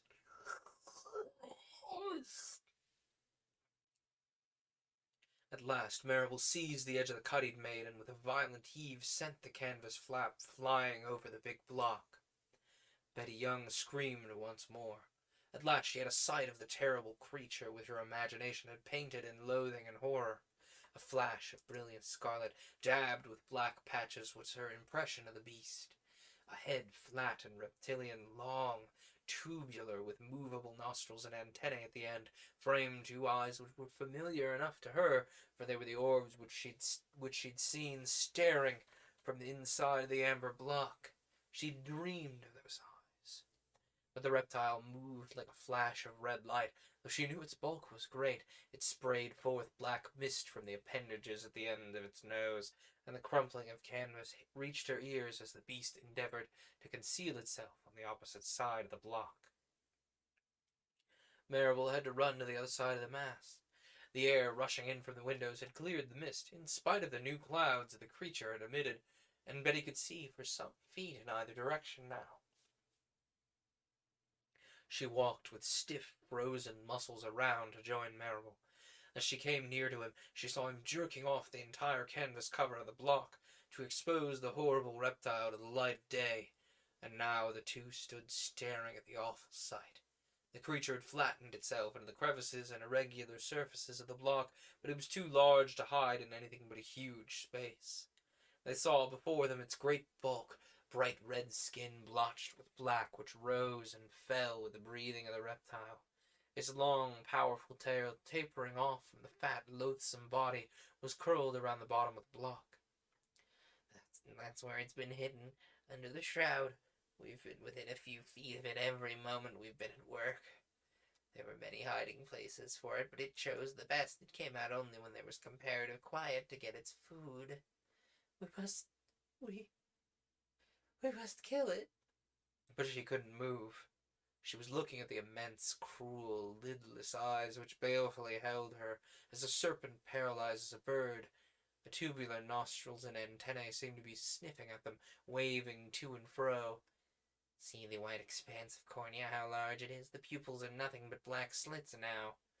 The interest excited by this living fossil was almost enough to stifle the dread of the creature and the man. But the girl saw the huge flat head and the crinkled tissue of the frilled mouth with its sucker discs. Suddenly, from the central portion of the sucker cup issued a long, red, straight fang. The two drew back as the living fossil raised a short, clawed leg. It has the body of an immense python and the clawed legs of a dinosaur, said Marable, speaking as though he were delivering a lecture. The sight, without a doubt, fascinated him as a scientist. He almost forgot the danger. Oh, it's horrible. She clung to his arm, and he went on talking. It's like it's some sort of terrestrial octopus. To the girl, it seemed that the living fossil was endless in length. Coil after coil showed as the ripples passed along its body, and the straight fang threatened them with destruction. See, it's armored. No one's ever had an experience such as this, seen such a sight, and lived to tell of it. It must be ravenous with hunger, shut up in its amber cell inside the black fluid. A sharp whistling hiss interrupted his speech. The reptile was puffing and swelling, and as it grew in bulk with the intake of the air, its enamel-like scales stood out like bosses on the great body. It spat forth a cloud of black, oily mist, and Marable came to himself at last. He raised its revolver and fired at the creature, sending shot after shot from the heavy revolver into the head.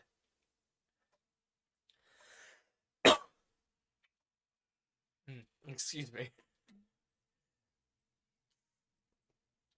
Having a little too much fun flexing my monster noises here. Betty Young screamed as the reptile reared up and made a movement toward them. Marable and the girl retreated swiftly as the beast thumped to the floor with a thud and started at them, advancing with a queer, crawling movement.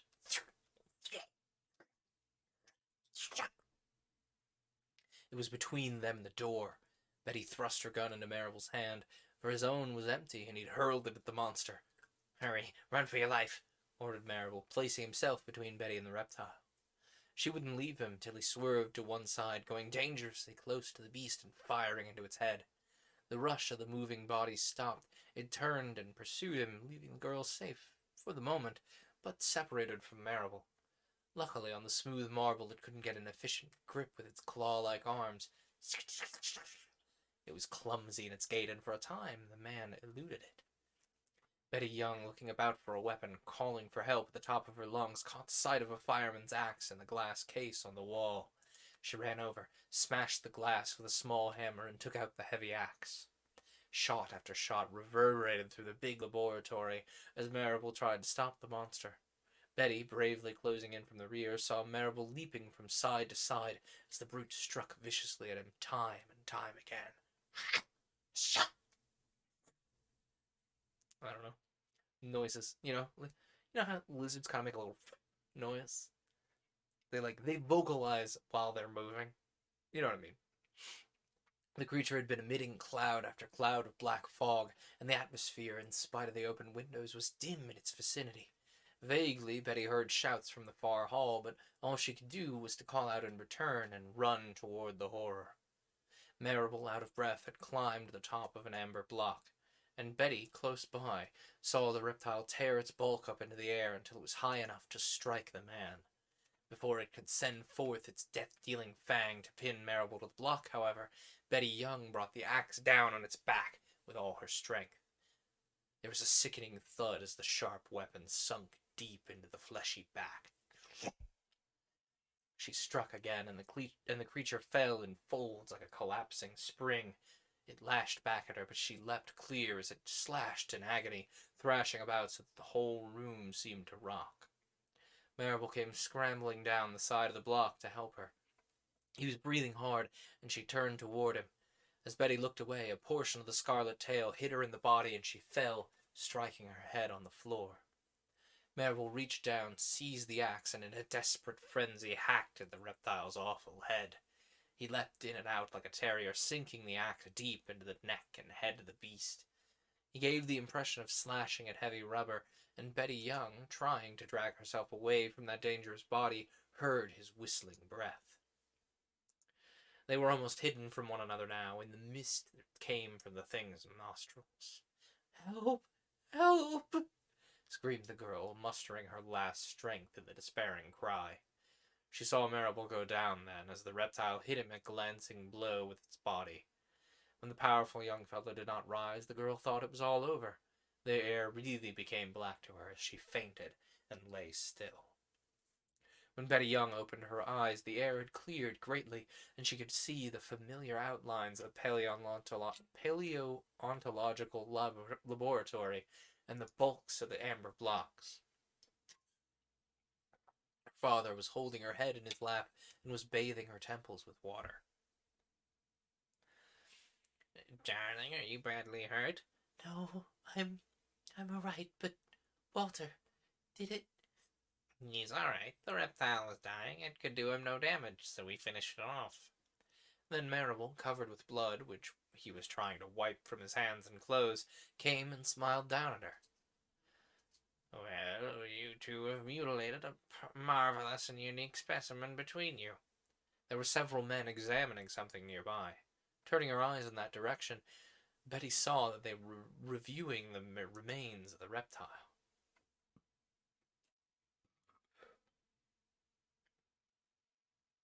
Maribel helped her to her feet and stood with one arm about her. Professor Oiling, the famous specialist on fossil reptiles, was speaking now, and the others listened. I think we will find it to be some sort of missing link between the dinosaurs and the mosasaurs. It's surely unbelievable that such a creature should be found alive, but perhaps it can be explained. It is related to the amphibians and was able to live in or out of the water. Now we have many instances of reptiles, such as lizards and toads, penned up in solid rock, but surviving for hundreds of years. Evidently, this great reptile went through the same sort of experience. I would say that there's been some great upheaval of nature. The reptile was caught in its prison of amber thousands and thousands of years ago. Through hibernation and perhaps a preservative drug it emitted in the black fluid, this creature has been able to survive its long imprisonment. Naturally, when it was released by cutting away the part of the amber which penned it in, it burst its cell, ravenous with hunger. The fang-like tooth we see was its main weapon of attack, and it set upon the unfortunate watchman. After knocking him unconscious, its sucker-like fringe glued the mouth near the heart, while the fang shot into the arteries and drew forth the bodily fluids. There's a great deal to be done with this valuable find, gentlemen. I'd suggest that... Marable grunted. Ah, hell, he murmured in Betty's ear. To the devil with paleontology, Betty. You saved my life. Come out and let's get married. I love you.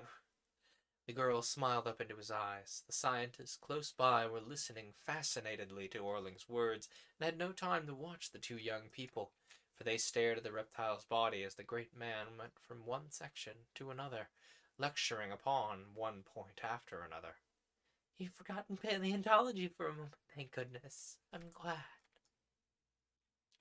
From some far reach of leagueless space came a great pillar of flame to lay waste and terrorize the earth, so says that illustration.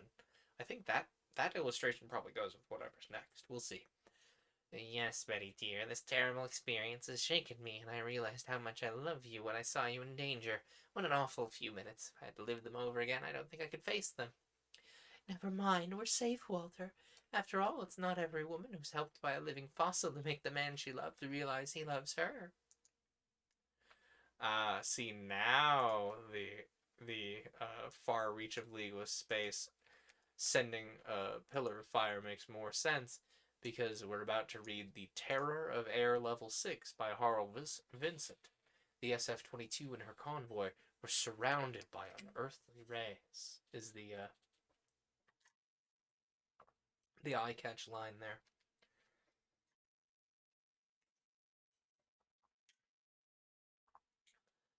Oh, let me stand up and stretch real quick, actually, before we go diving into this one. I've just been doing a lot of sitting lately, and my back is very upset with me.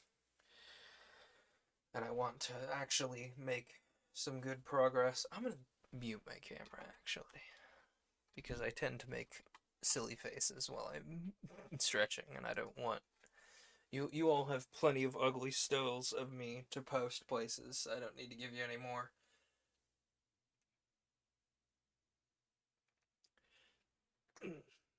Ooh, did you hear my knee crunch just then? Yeah, my left knee has also started crunching, which is kind of concerning because it's usually been that my right knee is the one that tends to misbehave, right?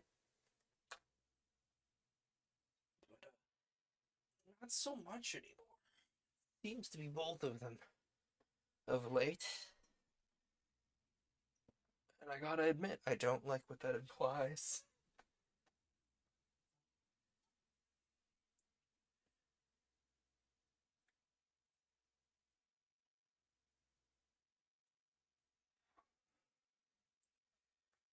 Ordinarily, I'd save these stretches for the BRB, but I need to stretch them now.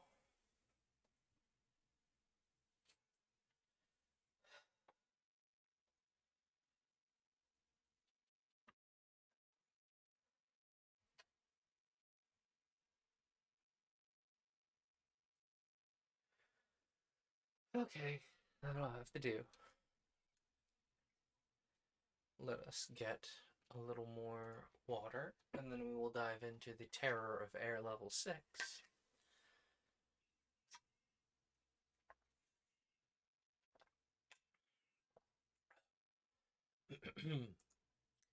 It was a sweltering evening in mid-August, during that unprecedented heat wave which broke Weather Bureau records in 2011. Sorry, we're immediately going to get distracted. Was there a heat wave in 2011? Did this book just call us out? 2011 heat wave. Because I know there was weird weather in 2011. The 2011 North American heat wave was a deadly summer 2011 heat wave that affected the southern plains, the midwestern United States, eastern Canada, northeastern United States, and much of the eastern seaboard. Had heat index or humidity index readings reaching upwards of feels like 131 degrees Fahrenheit. So, like, based on how hot the heat feels thanks to humidity, it felt like you were in 131-degree weather. Oh. Did this book just call out the real heat wave that happened 12 years ago? Uh-oh. Let's hope that's the only thing it gets right. New York City had simmered under a blazing sun for more than 3 weeks, and all who had been able were deserting the city for spots of lesser turbidity. But I was one of those unfortunates who could not leave on account of the pressing urgency of business matters, and there being nothing else to do, kept doggedly at my work until it seemed that nerves and body must soon give way under the strain. Tonight, as I boarded the pneumatic tube, I dropped into the nearest seat and could not even summon the energy to open my newspaper. For some minutes as I sat in a daze, wishing merely that the journey was over and that I was on my own front porch in Rutherford, after a while I stirred and looked around. Seeing none of my acquaintances in the car, I finally opened my newspaper and was considerably startled by the screaming headline that confronted me from its usually conservative first page. Second coast transport plane lost. Disaster like first in air level 6. No wonder the newsboys had been crying an extra on Broadway. I'd given no heed to the import of their shoutings, but this was real news, well worthy of an extra edition. Since the mysterious loss of the SP-61 only 4 days previously, the facilities of several air transportation systems were seriously handicapped on account of the shaken confidence of the general public. It was not surprising that there was widespread reluctance at trusting human lives and valuable merchandise besides to the mercies of the inexplicable power which had apparently wiped out of existence the SP-61, together with its 28 passengers and the consignment of $500,000 in gold. And now the NY-18 had gone the way of the other as well. Details were meager. Both ships had failed to reply to the regular 10-minute radio calls from headquarters and had not been since seen or heard from.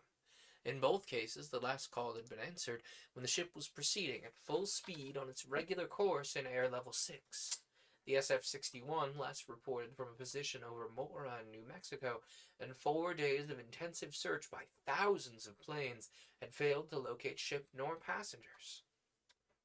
Today, in the early hours of the morning, the NY-18 reported over Colorado Springs on the northern route, and then, like the SF-61, dropped out of existence insofar as any attempts at communicating with or locating her were concerned.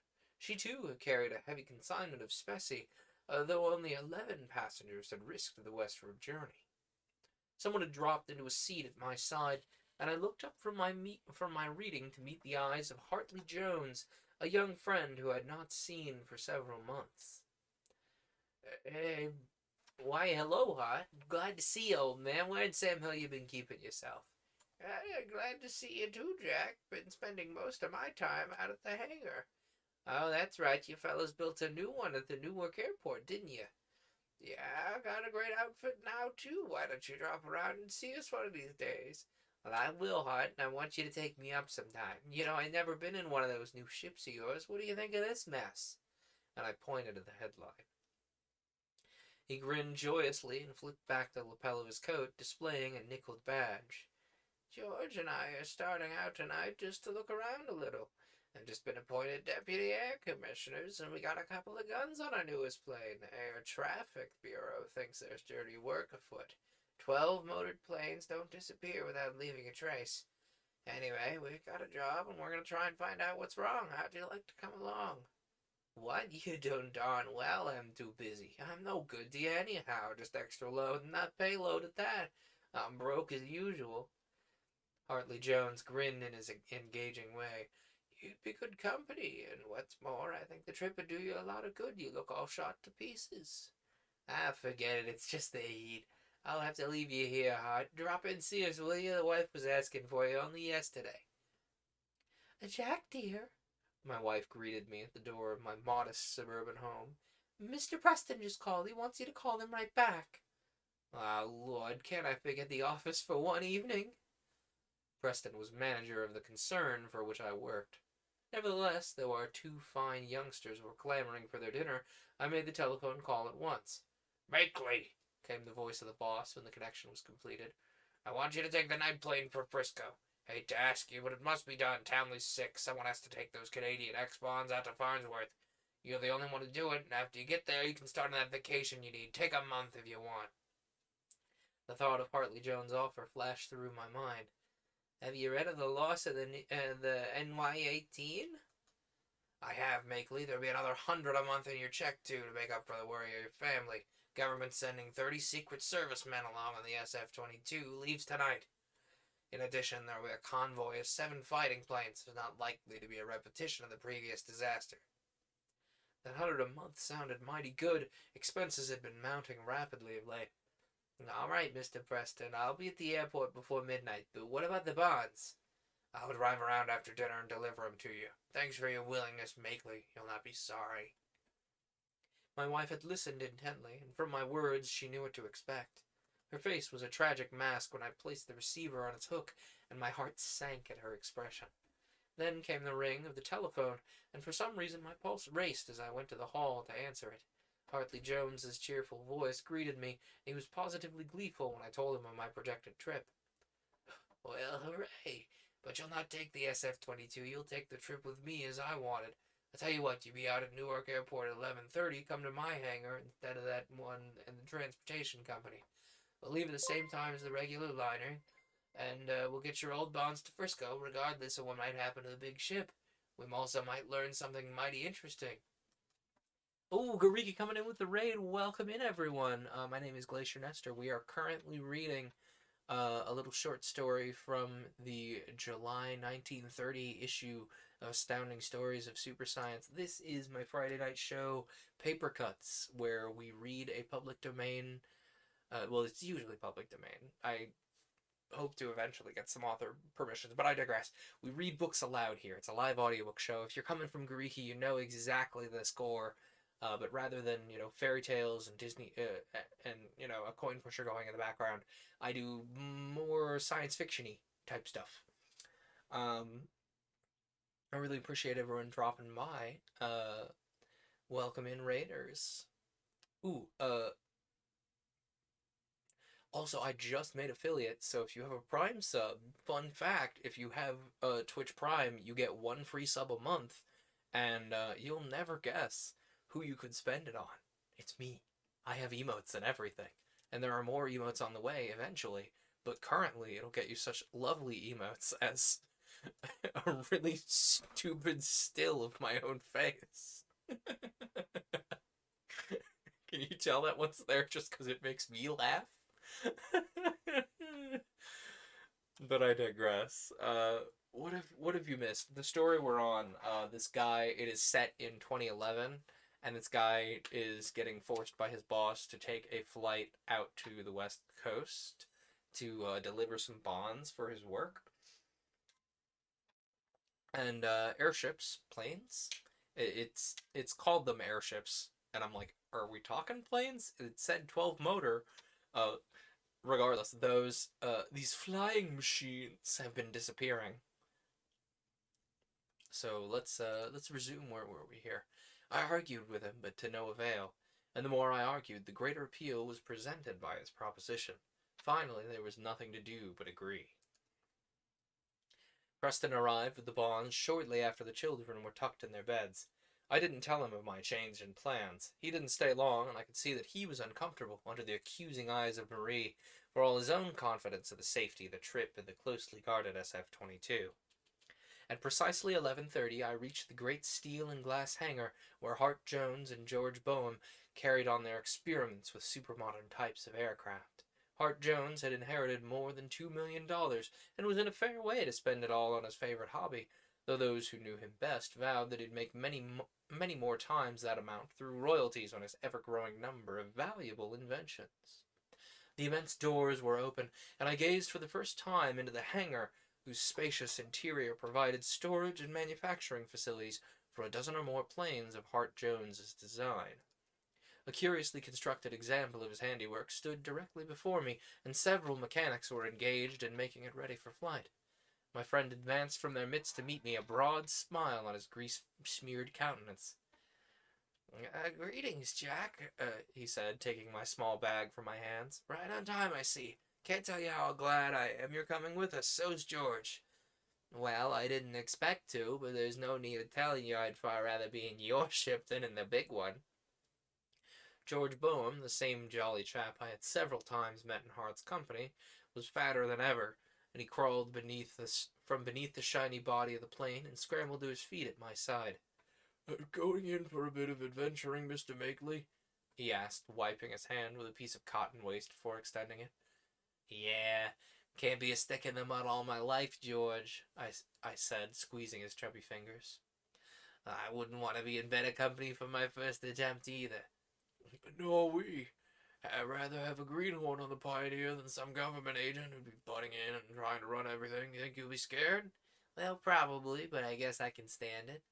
Hear the latest news broadcast? No, what is it? There's been a report from out near Cripple Creek. A pillar of fire was observed in the mountains shortly after the time the NY-18 was last reported. Time and location coincide with their probable position, and the report was confirmed by no less than 3 of the natives of the people of that locality. Of course, the statements are probably extravagant, but they claim the pillar of fire extended for miles into the heavens. It was accompanied by a tremendous roaring sound, ceasing abruptly as the light of the flame disappeared, leaving nothing but blackness and awe-inspiring silence behind. A lot of bunk, grunted George, who was vigorously scrubbing the back of his neck. Well, yeah, it does sound like a fairy tale. Nevertheless, there may be something in it.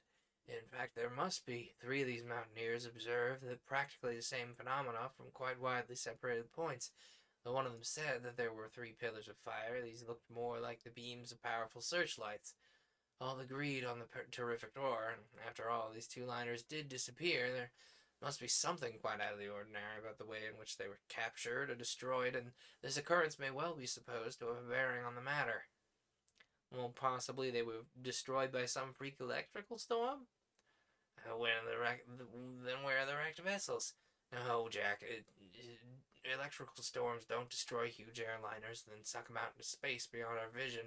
These 2 ships are no longer on the surface of the Earth. They'd have been found long since ago. Magnetic direction finders of the transportation people have covered every inch of the United States as well as Mexico and Canada. Of course, they might have been carried halfway around the world by the wind of unprecedented... Oh, no.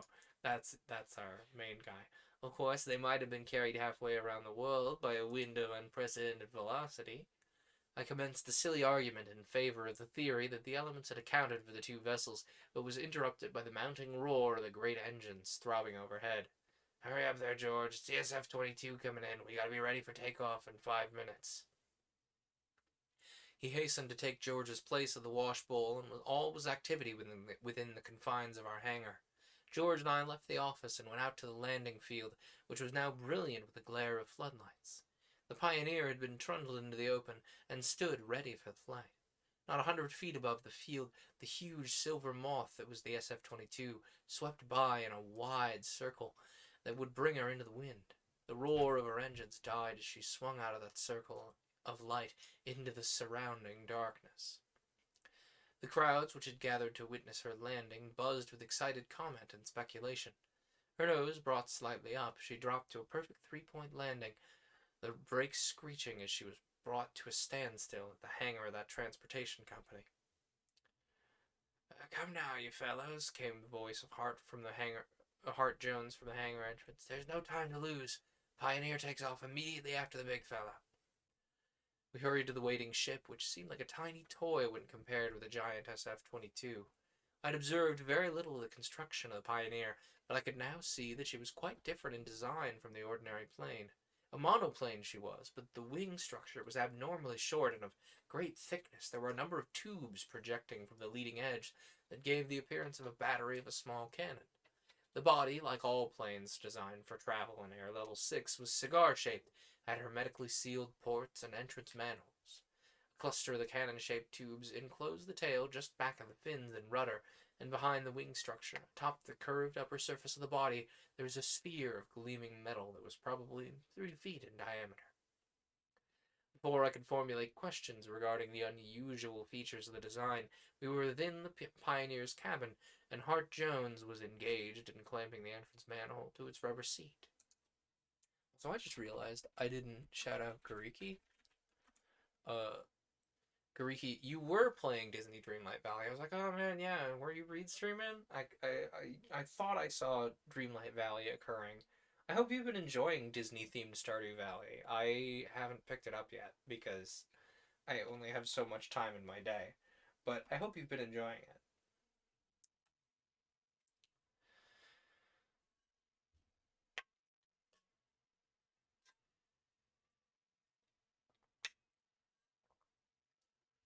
Appreciate everyone dropping by.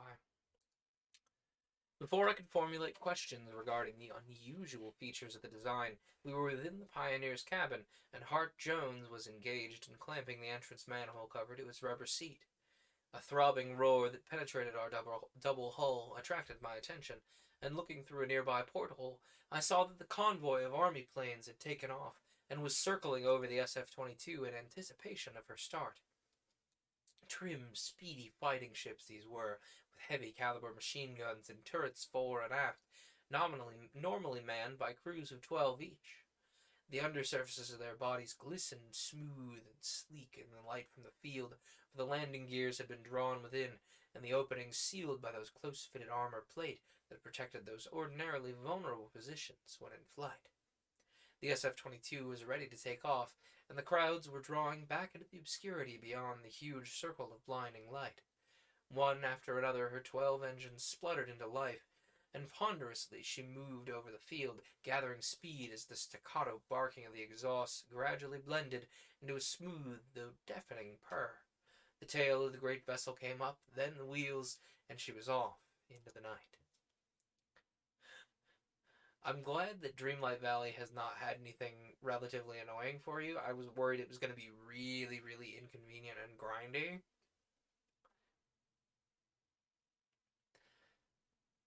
Hart Jones sat at a bewildering array of instruments that covered almost the entire forward partition of the cabin. He pressed a button, and the starting motor whined for a moment. Then the single engine of the Pioneer coughed and roared. Slowly we taxied in the direction taken by the SF-22, whose lights were now vanishing in the darkness. I saw George open a valve on the wall, and Hart stretched the fingers of his left hand to what appeared to be the keyboard of a typewriter set into the instrument board. He pressed several of the keys and turned back his stick. There was a whistling scream from astern, and I was thrown back in my seat with painful force. With that, the motor roared into full speed, and we'd left the airport far behind. Oh, what on earth is this? Rocket propulsion, I should have warned you. Those tubes you saw inside of the tail and along the leading edge of the wings only used 3 of them, but that was sufficient for takeoff. Yeah, I saw Jeff was playing it as well. It's really been sweeping the nation here, huh? Everybody's picking it up. But I thought this rocket business wasn't feasible on account of the wastage of fuel due to its low efficiency. She's not a great gamer, so I think that speaks volumes. Yeah, it absolutely, I've seen people playing it, and it plays very well into that, kind of relaxed, I'm not much of a gamer type market, so it's probably gonna do really well. We should worry about fuel. I looked about me and saw there was very little space for storage of the essential commodity. Why? What fuel do you use? Make our own? He was busy at the moment, maneuvering the Pioneer into a position above and behind the SF-22 and her convoy. You make your own fuel en route? Yep, that sphere you saw on top. It's collecting end of an electrical system for extracting nitrogen and other elements from the air. This extraction goes on constantly while we're in the atmosphere. My fuel is an extremely powerful explosive, of which nitrites are the base. Or nitrates are the base, rather. The supply is replenished continuously, so we have no fear of running short even in the upper levels.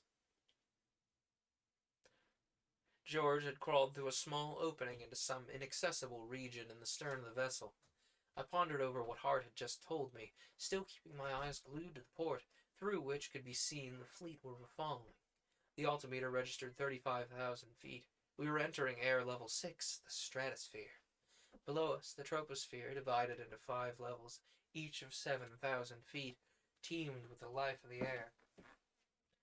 The regular lanes were filled with traffic, the lights of the speeding thousands of freight and pleasure craft moving in orderly precision along their prescribed routes.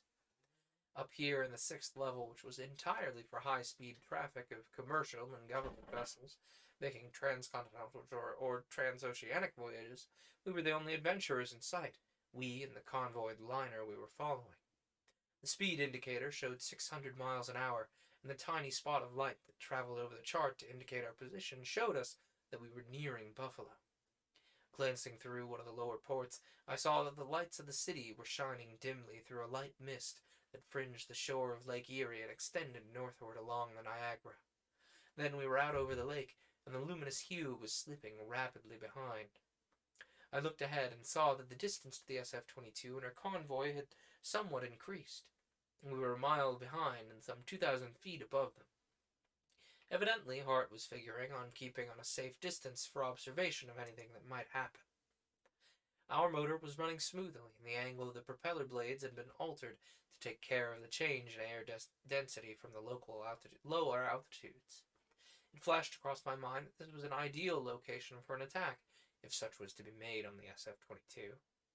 Then, far ahead, I saw a beam of light stab through the darkness and strike the tossing surface of the lake.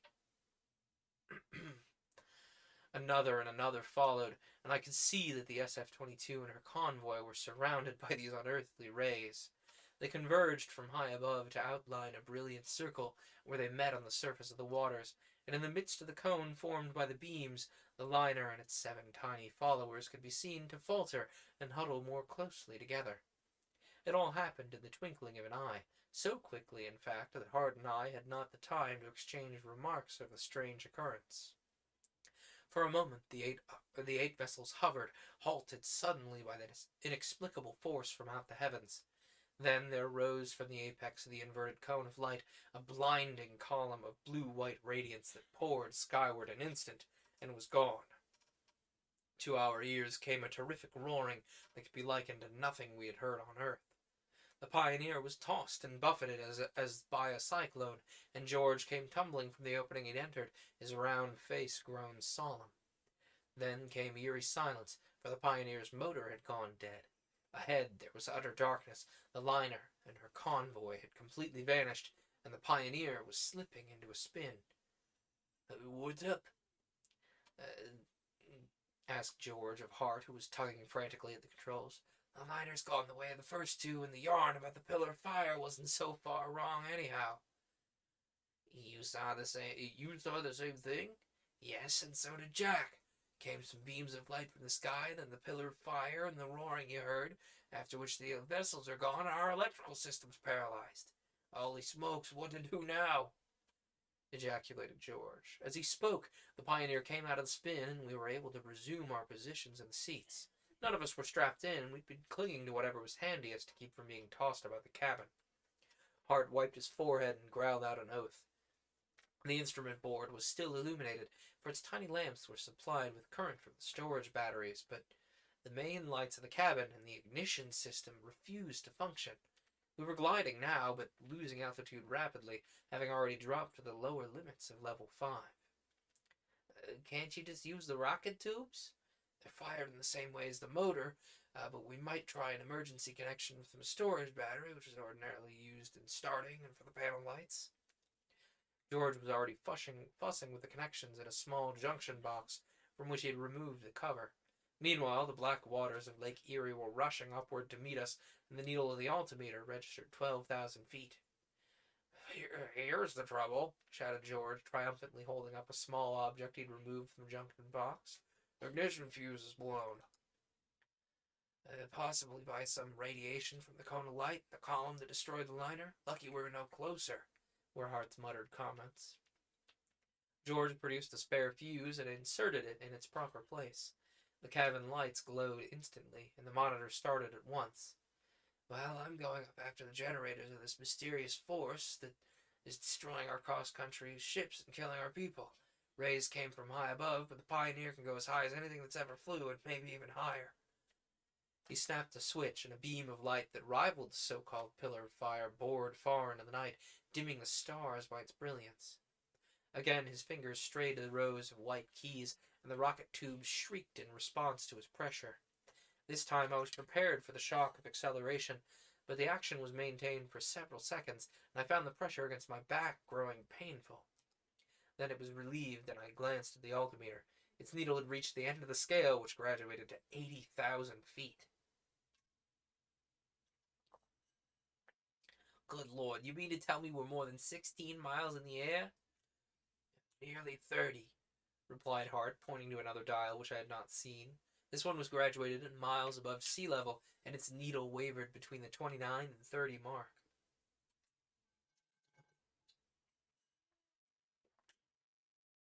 Again, Hart pushed the rocket buttons, and we shot still higher into the heavens.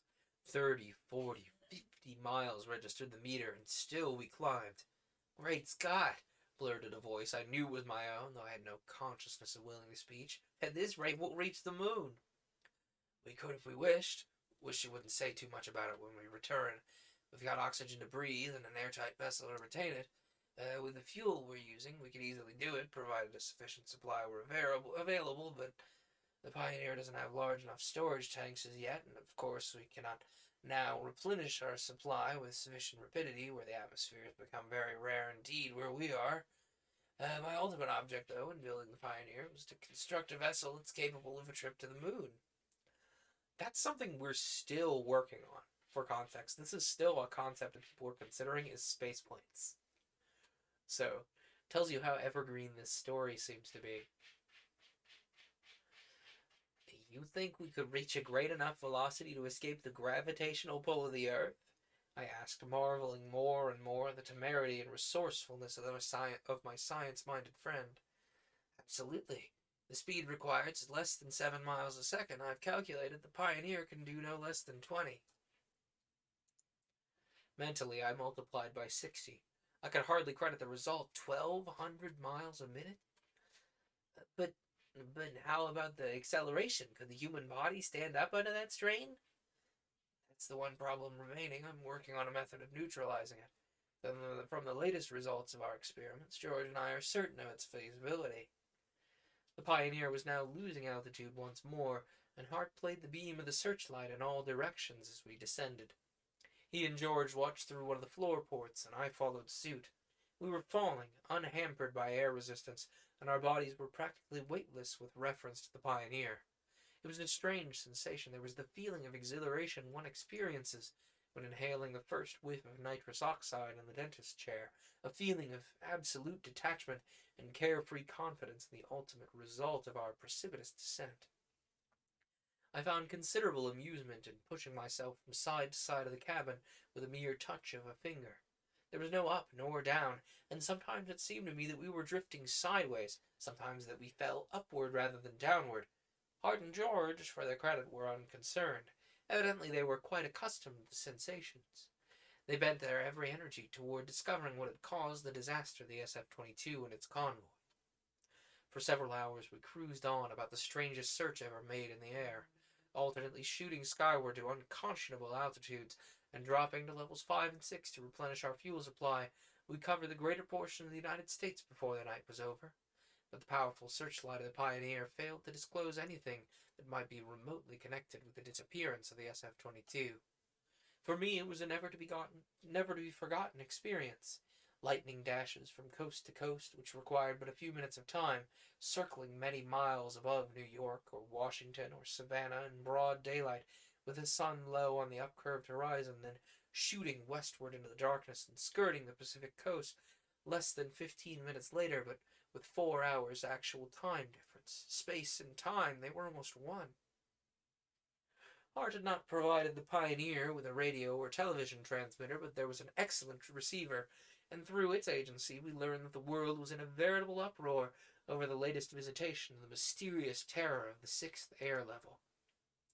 All commercial traffic in levels 4, 5, and 6 was ordered discontinued, and the government air control stations were flashing long messages in code, the import of which could but be guessed. Vision flashes showed immense gatherings at the large airports and in the public squares of the great cities, where the general populace became more and more excited and terrified by the awful possibilities pictured by various prominent speakers. The government's fall foreign powers made haste to disclaim responsibility for the air attacks or for any attempt at making war on the United States itself. News broadcasts failed to mention Hart Jones or the Pioneer since the mission had been kept secret. The phenomenon of the rays and the roaring column of light had been observed from many points on this occasion. There was no longer any doubt as to the nature of the terrors visible to the eye, though theories as to the action and source of the rays conflicted greatly and formed the basis of much heated discussion. Evidently, with the advancing dawn reaching San Francisco, or rather, eventually the advancing dawn reached San Francisco, and with its advent, Hart decided to make a landing in the city so that my bonds could be delivered. Jones was apparently a very much mystified and discouraged man. Jack, it seems to me that this thing's but the beginning of some tremendous campaign that's being waged against our country by a clever and powerful enemy. I feel that our work in connection with the unraveling of the mystery and overcoming the enemy or enemies has but begun. It's a cinch that things organized by human minds, not sort of freak of the elements. Our work's cut out for us all right, and I wish you could stick to George and me through the mess, will you?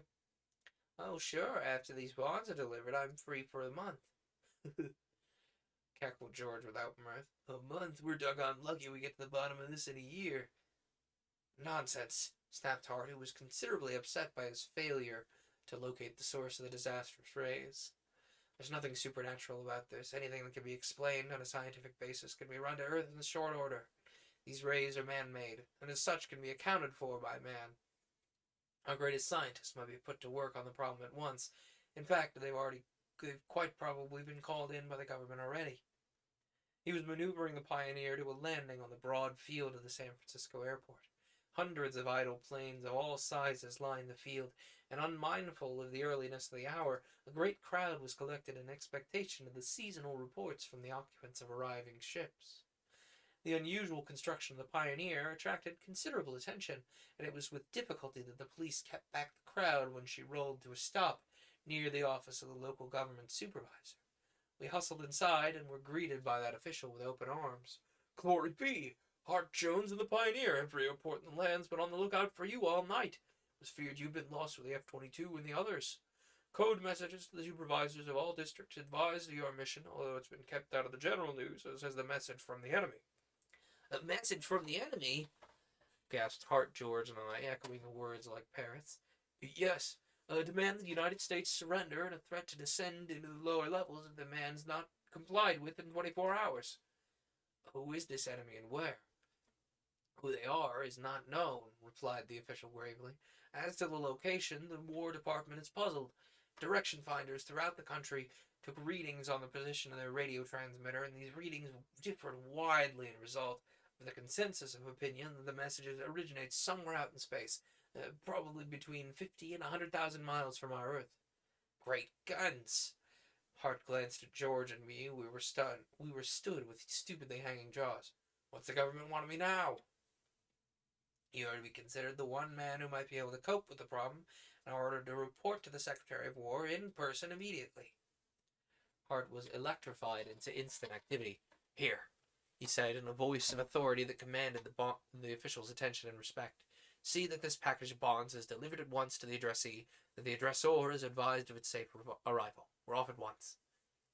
Suiting the action to the words, he thrust my packet into the hands of the astonished supervisor.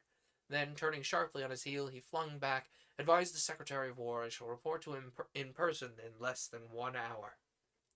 As we stepped through the entrance of the Pioneer, he shot a final look at the official and laughed heartily at his sudden accession of energy. We had not the slightest doubt that Hart's orders would be immediately and efficiently carried out. In precisely 45 minutes, we stood before the desk of Lawrence Simler, then Secretary of War in Washington.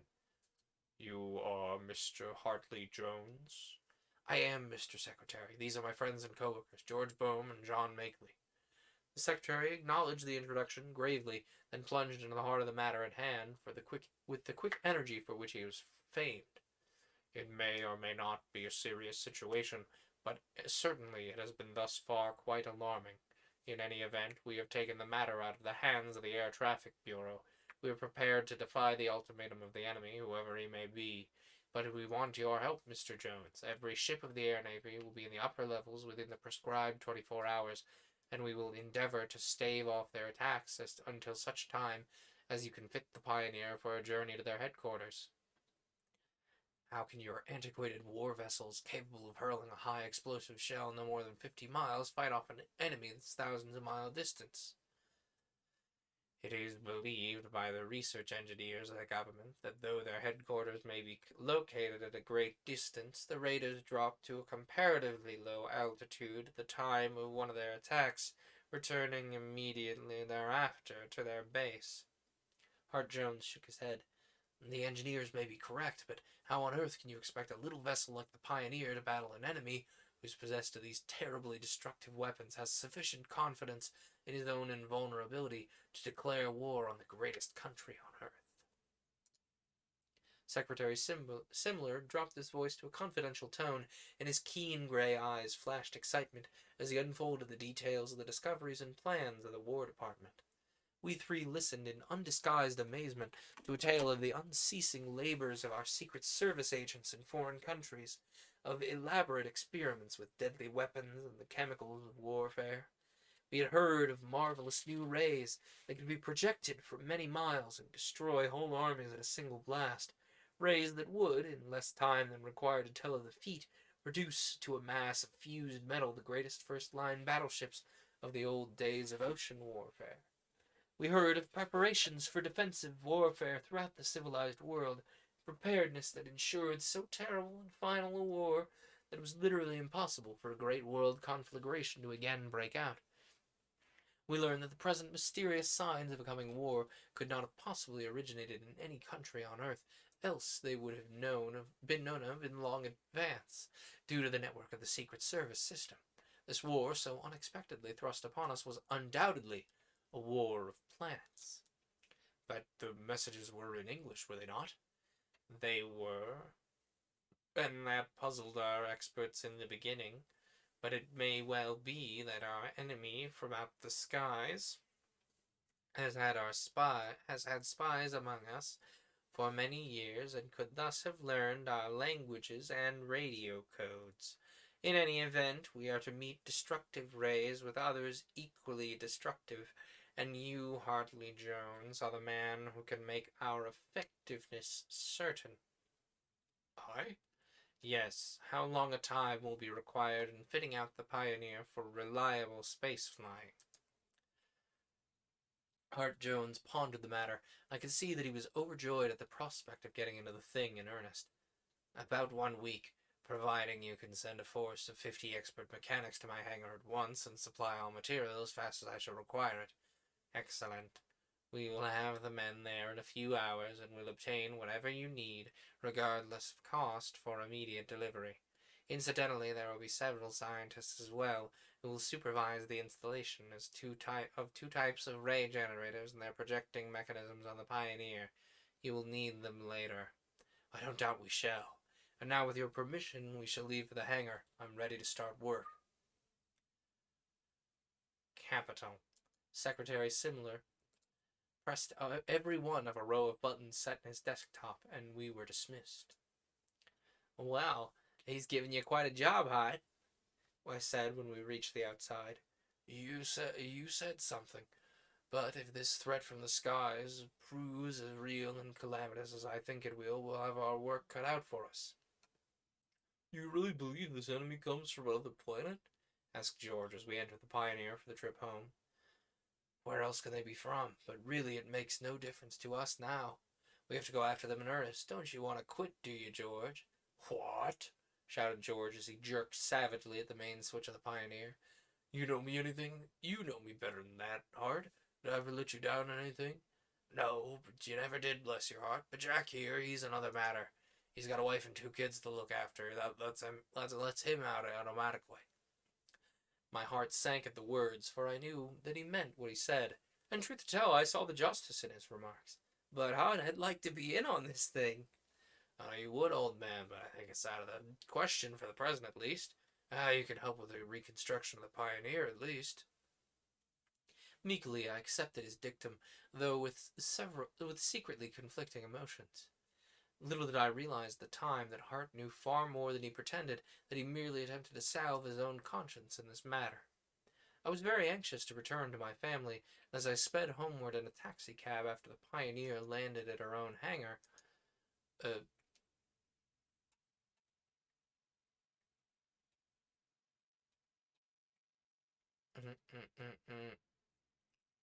yeah, sorry, I lost my place there. My mind was filled with doubts and fears. Secretary Simler had been very brief in his talk, but his every word carried home the gravity of the situation. What if these invaders carried the war to the surface? Suppose they seared the countryside and the cities and suburbs with rays of horrible nature that would shrivel and blast all that lay in their path. My heart chilled at the thought, and it was a distinct relief when I gazed on my little home and saw that it was safe. So far. I paid the driver with a much too large banknote and dashed up my own front steps 2 at a time. A few hours later I tore myself away and returned to the hangar where the Pioneer now reposed in a scaffolded cradle. The sight which met my eyes was astonishing in the extreme, for the hangar had been transformed into a huge workshop with seemingly hundreds of men already at work. It was a scene of furious activity, and to my utter amazement I observed that the Pioneer was already in an advanced stage of disassembly. I had no difficulty in locating Hart Jones, for he was striding from lathe to workbench to the boring mill, issuing his orders with the sureness and decision of a born leader of men. He welcomed me in a most brisk manner, and immediately assigned me to a portion of the work in the chemical laboratory, something I was at least partially fitted for. We labored far into the night when a siren called us to rest and food. This was to be a night and day job, and not a man of those on duty gave thought to the intense nervous and physical strain. 65 of us, I learned, there were, though it seemed there were several times that number. During the rest period, Hart switched on the large television and sound mechanism of the public news broadcasts. Great excitement prevailed throughout the United States, for there had been a leak, and the news had gone abroad regarding the message from the enemy. There was widespread panic and disorder, and the government was besieged with demands for authentic news. The 24 hours of grace had nearly expired. Finally, the public was told of what was actually happening. Our entire fleet of 1,000 air cruisers was in Air Level 6, waiting for the enemy. America was going to fight in earnest. Flashes of our air cruisers in construction and in action came over the screen. Voice vision records of the popular officers of the fleet followed in quick succession. Then came the blow, the first of that strange war. 2 vessels of the air fleet had been destroyed by triple rays and a pillar of fire. 50 cruisers rushing to the scene had been unable to find any traces of the source of the deadly rays, and this time there was an alarming added element. The pillar of fire had risen from a point near Gadsden in Alabama, and in its wake there spread a sulphurous, smoldering fire which crept along the ground and destroyed all in its path. Farms, factories, even the steel rails of railroads were consumed and burned into the ground as if by the breath of some tremendous blast furnace. Hundreds of inhabitants of the section perished, and it was reported that the fumes from the strange fires were drifting in the direction of Birmingham, terrifyingly visible in the blue-green clouds of searing vapor. With the first news of the disaster came a wave of fear that spread over the country with the rapidity of ether waves that carry the news. Then came stern determination. This enemy must be swept from the skies. Gatherings in public places volunteered en masse for whatever service the government might ask of them. The entire world was in an uproar, and from Great Britain, France, Germany, and Russia came immediate offers of their air fleets to assist in fighting off the terror. In less than an hour there were nearly 5,000 cruisers in Air Level 6, patrolling its entire depth from 35,000 to 100,000 feet altitude. We resumed work in the hangar, but the news service was kept in operation as far as the amplifiers were concerned, though the television screen was switched off on account of the likelihood of its distracting the workers. Again came the report of a major disaster, this time over Butte in Montana. 4 American vessels and 1 British were the victims in Level 6, and the city of Butte was in flames, blue, horrible flames that literally melted the city into the ground. Again, there was no trace of the invaders. How puny were the efforts of 5,000 air cruisers. Marvels of engineering and mechanical skill, these vessels were deadly as the weapons they carried. Weapons so terrible that war on Earth was considered impossible since their development. They were helpless against an enemy who could not be located. Though our vessels were capable of boring high into the stratosphere, the enemy worked from still higher. Holy smoke, gasped Hart Jones, who had stopped at my side. What a contract I have on my hands. He looked in the direction of the partially dismantled Pioneer.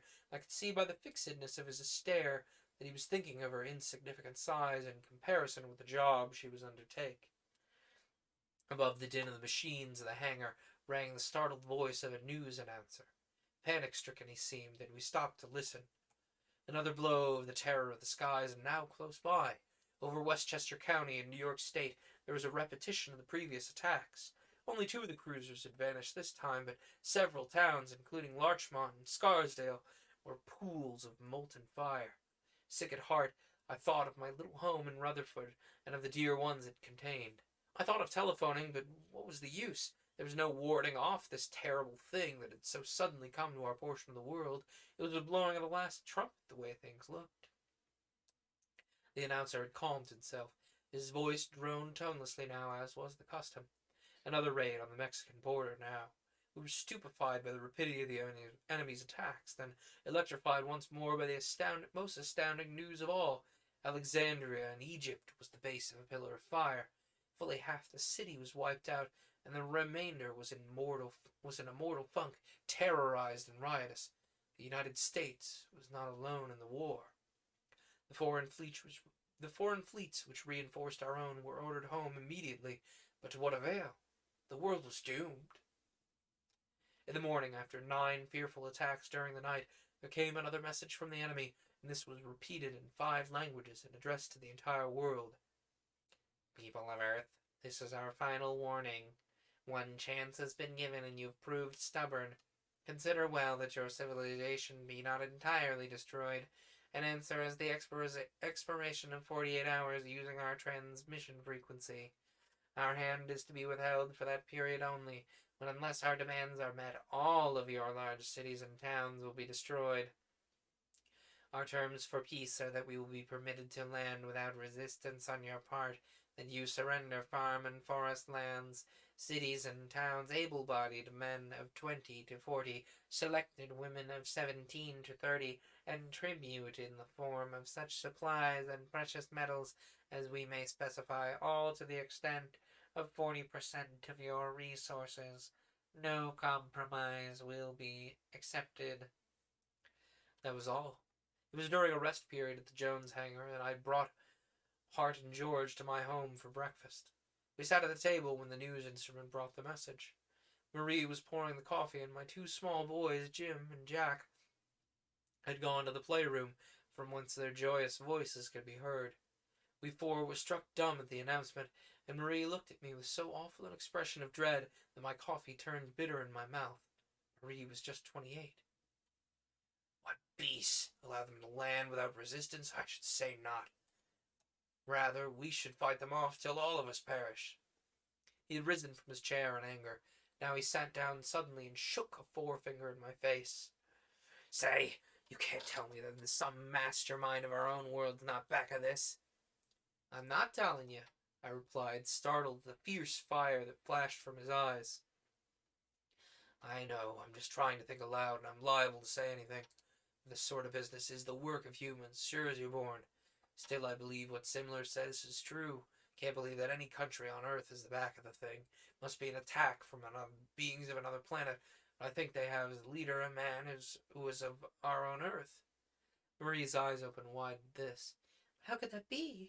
Surely no one from our Earth has made the trip to one of the other planets.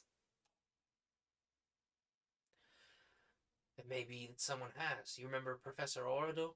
Remember about 10 years ago, I think it was, he and a half dozen or so of his extremely radical scientists built a rocket they claimed would reach the moon. They were ridiculed, they hissed, and relegated to the position of half-baked crazy inventors, but Ordle, he had a large private fortune. He and his crowd built themselves a workshop and lab in the secluded region in the Ozarks.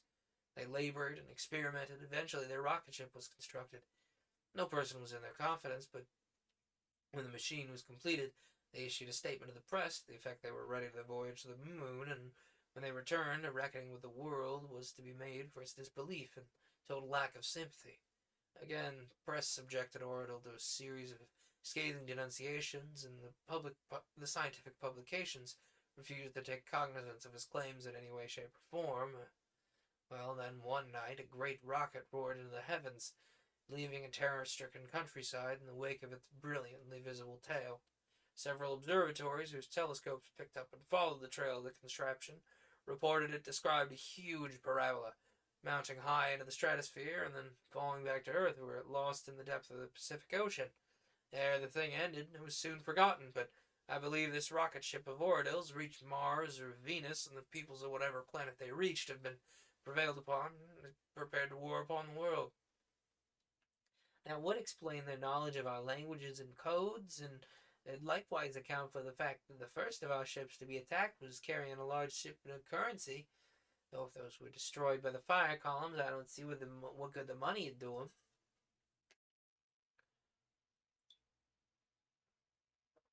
I don't believe the first three were destroyed. You'll remember that in these cases, the pillar of fire, whatever you want to call them, were of a cold light. Now they're viciously hot, leave behind them those destructive fires that spread and never get extinguished. Now, I think the force used is something in the nature of an atom-disrupting triad of beams. These are set up the column as a veritable tornado, a whirling column of roaring wind, rushing skyward with tremendous velocity. First ships, I believe, were carried into the stratosphere and captured intact by the enemy. Since the declaration of war, the nature of the columns altered, though. Three beams, instead of meeting at or near the surface of the earth, now join high in the heavens, and the column strikes downward instead of expending its force upward. An added energy was used, which produces the terribly destructive force below. Now we're able to locate fragments of the ships destroyed above, where there were previously no traces. Sounds reasonable, but why have they not landed and waged their war right here without warning if that's what they intend to do? Natural question, George. But I have a hunch that the space flyer or flyers of the enemy are conserving fuel by remaining beyond gravity. You know, in space flying, the greatest expenditures of energy are in leaving or landing on a body, and once landed, they might not have sufficient fuel for a getaway. They know we're not exactly helpless once they're in our midst, and are taking this means of reducing us to the point of complete subjection before risking their precious selves among us. Among us? The telephone startled us by its insistent ring. It was a call from the hangar for Hart. The news broadcast announcer was in the midst of a long dissertation regarding the discovery only this morning. There were certain apparent discrepancies in the movements of the tides and unwanted perturbations of the moon's orbit.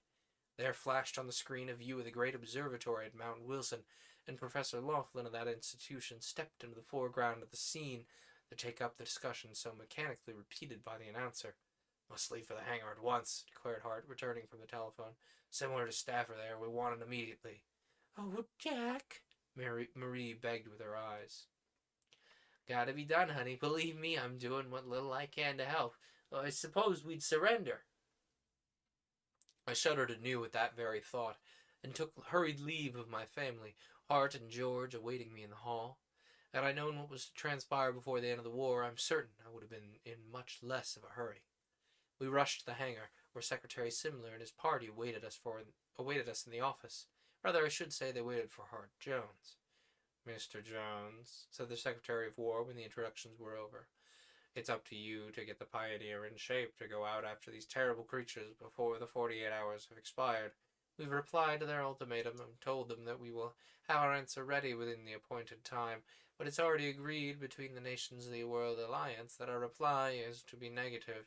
Better far that we submit to the utter destruction of our civilization than agree to their terms.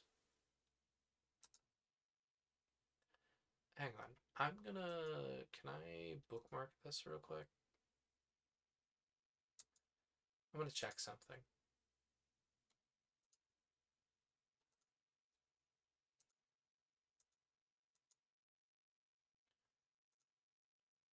How much farther is this next one?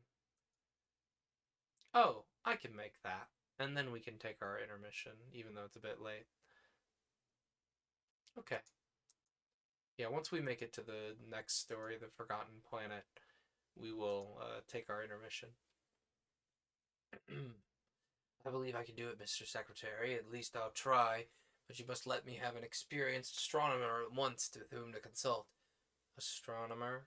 Yes, immediately. I have a theory, but I'm not enough of a student of astronomy myself to work it out. You shall have the best man in the Air Naval Observatory at once. Secretary Sumner chewed his cigar savagely. Anything else you might need? There's nothing else, sir. Hart turned from the great men who regarded him solemnly, some with expressions of hope, others with plain distrust written large on their countenances. They left in silence, and we returned to our work with renewed vigor. Within an hour there arrived, by fast plane, an undersized, thick-spectacled man who presented himself as Professor Lindquist from the Government Observatory. He was immediately taken to the office by Hart, and the two remained behind closed doors for the best part of 4 hours. Meanwhile, the hangar hummed with activity as usual. We in the chemical laboratory were engaged in compounding the high explosive used as fuel in the Pioneer.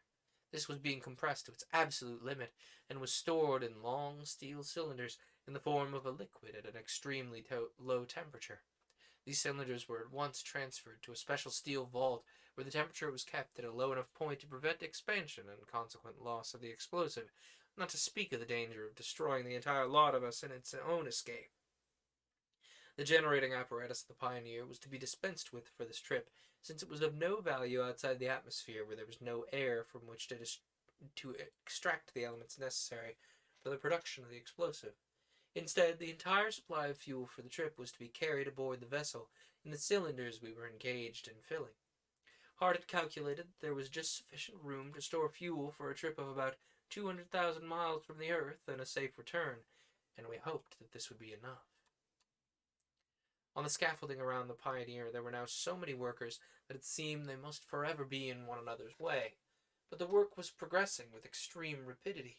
Already there projected from her blunt nose a slender rod of shining metal, which was the projector of one of the destructive rays whose generator and auxiliaries were being installed under the supervision of the government experts. The force had been trebled, and was now working in shifts of 2 hours each, the pace being so exhausting that the highest efficiency was obtained by using these short periods. Additional rocket tubes were being installed, and the steel framework of a bulge now showed on the hull, this bulge being an additional fuel storage compartment that would provide a slight additional resistance and consequently lower speed in the lower levels, but would prove little hindrance in level 6 and none at all in outer space. When Hart emerged from his office, he appeared to be very tired indeed, but his face bore an expression of triumph that could not be mistaken. He and this little scientist from Washington had evidently arrived at some momentous conclusion regarding the enemy. "Jack," he said when he reached my bench during his first round of the hangar, "celestial mechanics is a wonderful thing. I had a hunch, and this astronomer chap's proved it correct with his mathematics. Our friend the enemy's out there in space at a point where his own mass and velocity are directly counteracted by those of the Earth and its satellite the Moon. He's just floating around in space, doing no work whatsoever to maintain his own position. He's temporarily assumed the role of a second satellite to us and is revolving around to set a definite period that was calculated by Lindquist." So they're in a Lagrange point orbit? Is that what's happening here? Is that what's kind of sort of being described here? The gravitational pull of the moon keeps him from falling to the Earth, and that of the Earth keeps him from approaching the moon. He's at a Lagrange point. The resultant set of forces is what determines his orbit, and the disturbance in the normal balance is what's been observed by astronomers who reported changes in the tides of the moon's orbit. But Lindquist's figures prove that the vessel or fleet of the enemy must be of tremendous size to produce such discrepancies, infinitesimally small they may seem. We've got a big fellow with whom to deal, but nowhere to find him now. How can he work from such a fixed position to make his attacks on the Earth at such widely separated points? At such widely separated points. There isn't a fixed position in the first place. Besides, the Earth rotates once in 24 hours, the Moon travels about the Earth in about 28 days. But even so, the widespread destruction couldn't be accounted for. He must send out scouting parties or something like that. That's one of the things we gotta learn when we're out there. We'll have some fun, Jack. Will the Pioneer be ready? Evidently, I was to go. She will, with the exception of the acceleration neutralizers, but I'm having some heavily cushioned elastic supports that I believe will save us from injury. I guess we can stand the discomfort for once. Yes, in such a cause for one, I'm willing to go through anything to keep this overwhelming disaster from my good old world. Jack, we gotta prevent it. We got to. Then he was gone, and I watched him for a moment as he dashed headlong from one task to another. It was a whirlwind of energy once more. 43 hours and 20 minutes had passed since the receipt of the enemy's ultimatum. The last bolt was being tightened in the remodeled Pioneer, and Secretary Simler and his staff were on hand to witness the takeoff of the vessel on which the hopes of the world were pinned. The news of our attempt had been spread by cable and printed news only, for there was fear that the enemy might be able to pick up the broadcasts of our news service and thus be able to anticipate us. As usual, there were many scoffers, but the consensus of opinion was in favor of the project. At any rate, what better expedient was there to offer? The huge airport, now unused on account of the complete cessation of air traffic, was closed to the public, but there was quite a crowd to witness the takeoff, the visitors from Washington, the officials of the field, and the 200 workers who had enabled us to make ready for the adventure in time. There were four to enter the Pioneer: Hart, George, Professor Lindquist, and myself. And when the entrance manhole was bolted home behind us, the watchers stood in silence waiting for the roar of the Pioneer's motor. As the starter took hold, Hart waved his hand at one of the ports, and every man of those 200 and some watchers stood at attention and saluted as if he were a born soldier and Hart a born commander-in-chief. We taxied heavily across the field, for Pioneer was much overloaded for a quick takeoff. She bumped and bounced for a quarter mile before taking to the air, then climbed very slowly indeed for several minutes. Our speed was a scant 200 miles an hour when we swung out over New York and headed for the Atlantic. And then Hart made use of the rocket tubes, not daring to discharge the hot gases below while over populated land at so low an altitude. He touched one button, maintaining the pressure but for a fraction of a second. The ocean slipped more rapidly away from beneath our feet, and he touched the button once more. Our speed was now nearly 700 miles an hour. We made haste to buckle ourselves into the padded, hammock-like contrivances which had been substituted for the former seats. In a very few minutes we entered level 6, and the motor was cut off entirely. A blast from a number of the tail rockets drove me into my supporting hammock so heavily that I found difficulty in breathing and could scarcely move a muscle to change position. The rate of acceleration was terrific. I'm still unable to understand how Hart was able to manipulate the controls. For myself, I couldn't even turn my head from its position in the padding. I felt as if I were being crushed by thousands of tons of pressure.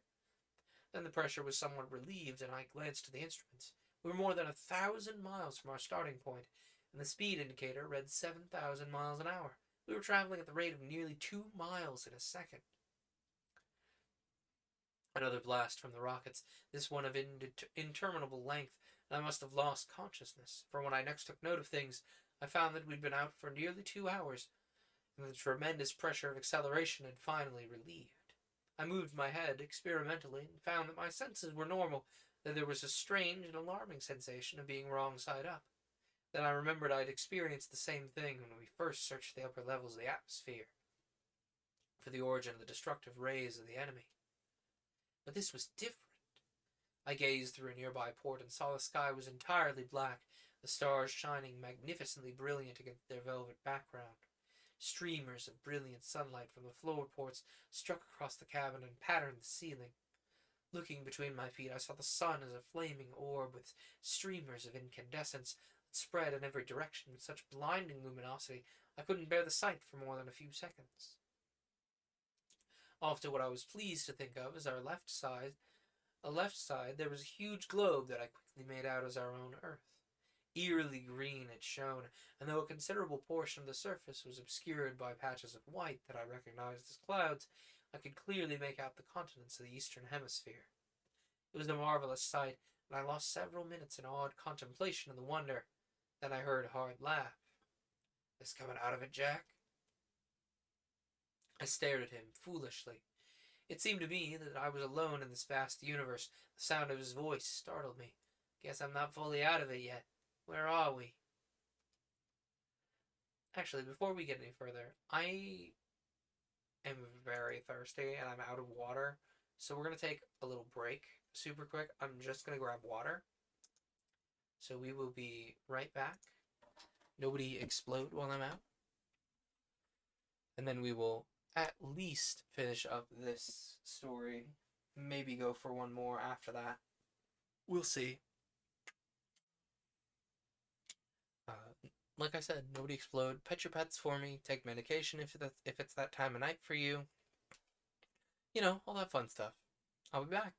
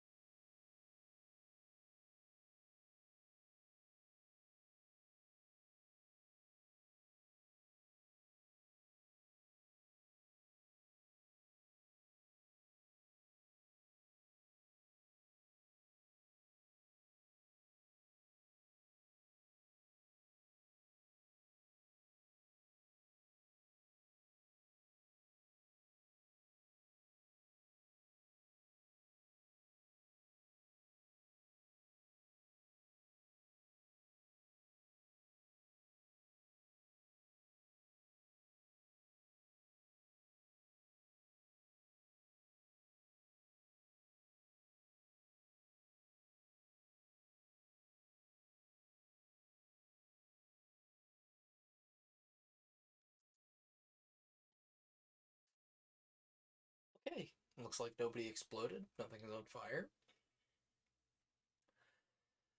Let's get one more stretch in real quick.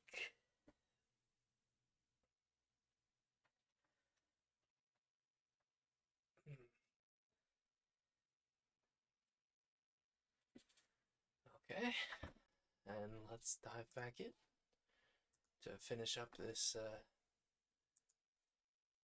defeat of the Moon Men. A lot of Moon Men. A lot of Moon Men this time.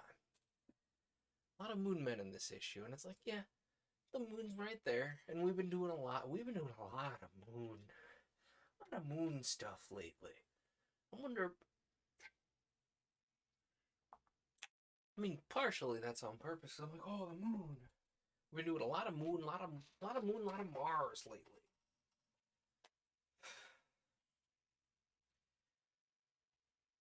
And then we had what's his name? It was on Venus too. Man, a lot of near Earth planets. Yeah, there was the radio king on Venus, and then we had John Carter on Mars, and then we have the whole Earth moving to like assail the moon and eventually Mars, and now we got these guys that are like, we were originally gonna go to the moon early in the story, and then like, oh surprise, now you gotta go fight aliens that are in a Lagrange point halfway between the Earth and the moon, and like, what else? There was one other moon one that I was like, moon. Oh, the H.G. Wells one with the anti-gravity metal. Lot of moon lately. Ooh, I almost forgot. This is a reading stream. So, see that bug above my head? See that logo above my head? I keep calling it a bug. It hasn't been a bug for a better part of a year now. There's a logo above my head. That's for a group of reading streamers. It's also my Twitch team below me here. There is a Discord you can join. We do monthly book clubs. I'm currently campaigning for more raid trades because I think that really lets us share our audience a little bit, which personally I think is the whole point of Codex. It's like, we all like to read, so why don't we expose the people that we are reading to other books. Personally is my feeling on the matter. I don't know if that's everyone's personal take on the Codex, but that's how I feel about it. There's a lot of people, especially there's been some new people lately. We got like Gariki does a bunch of like fairy tales and stuff, and like Jeff was doing Dr. Dolittle for a while there.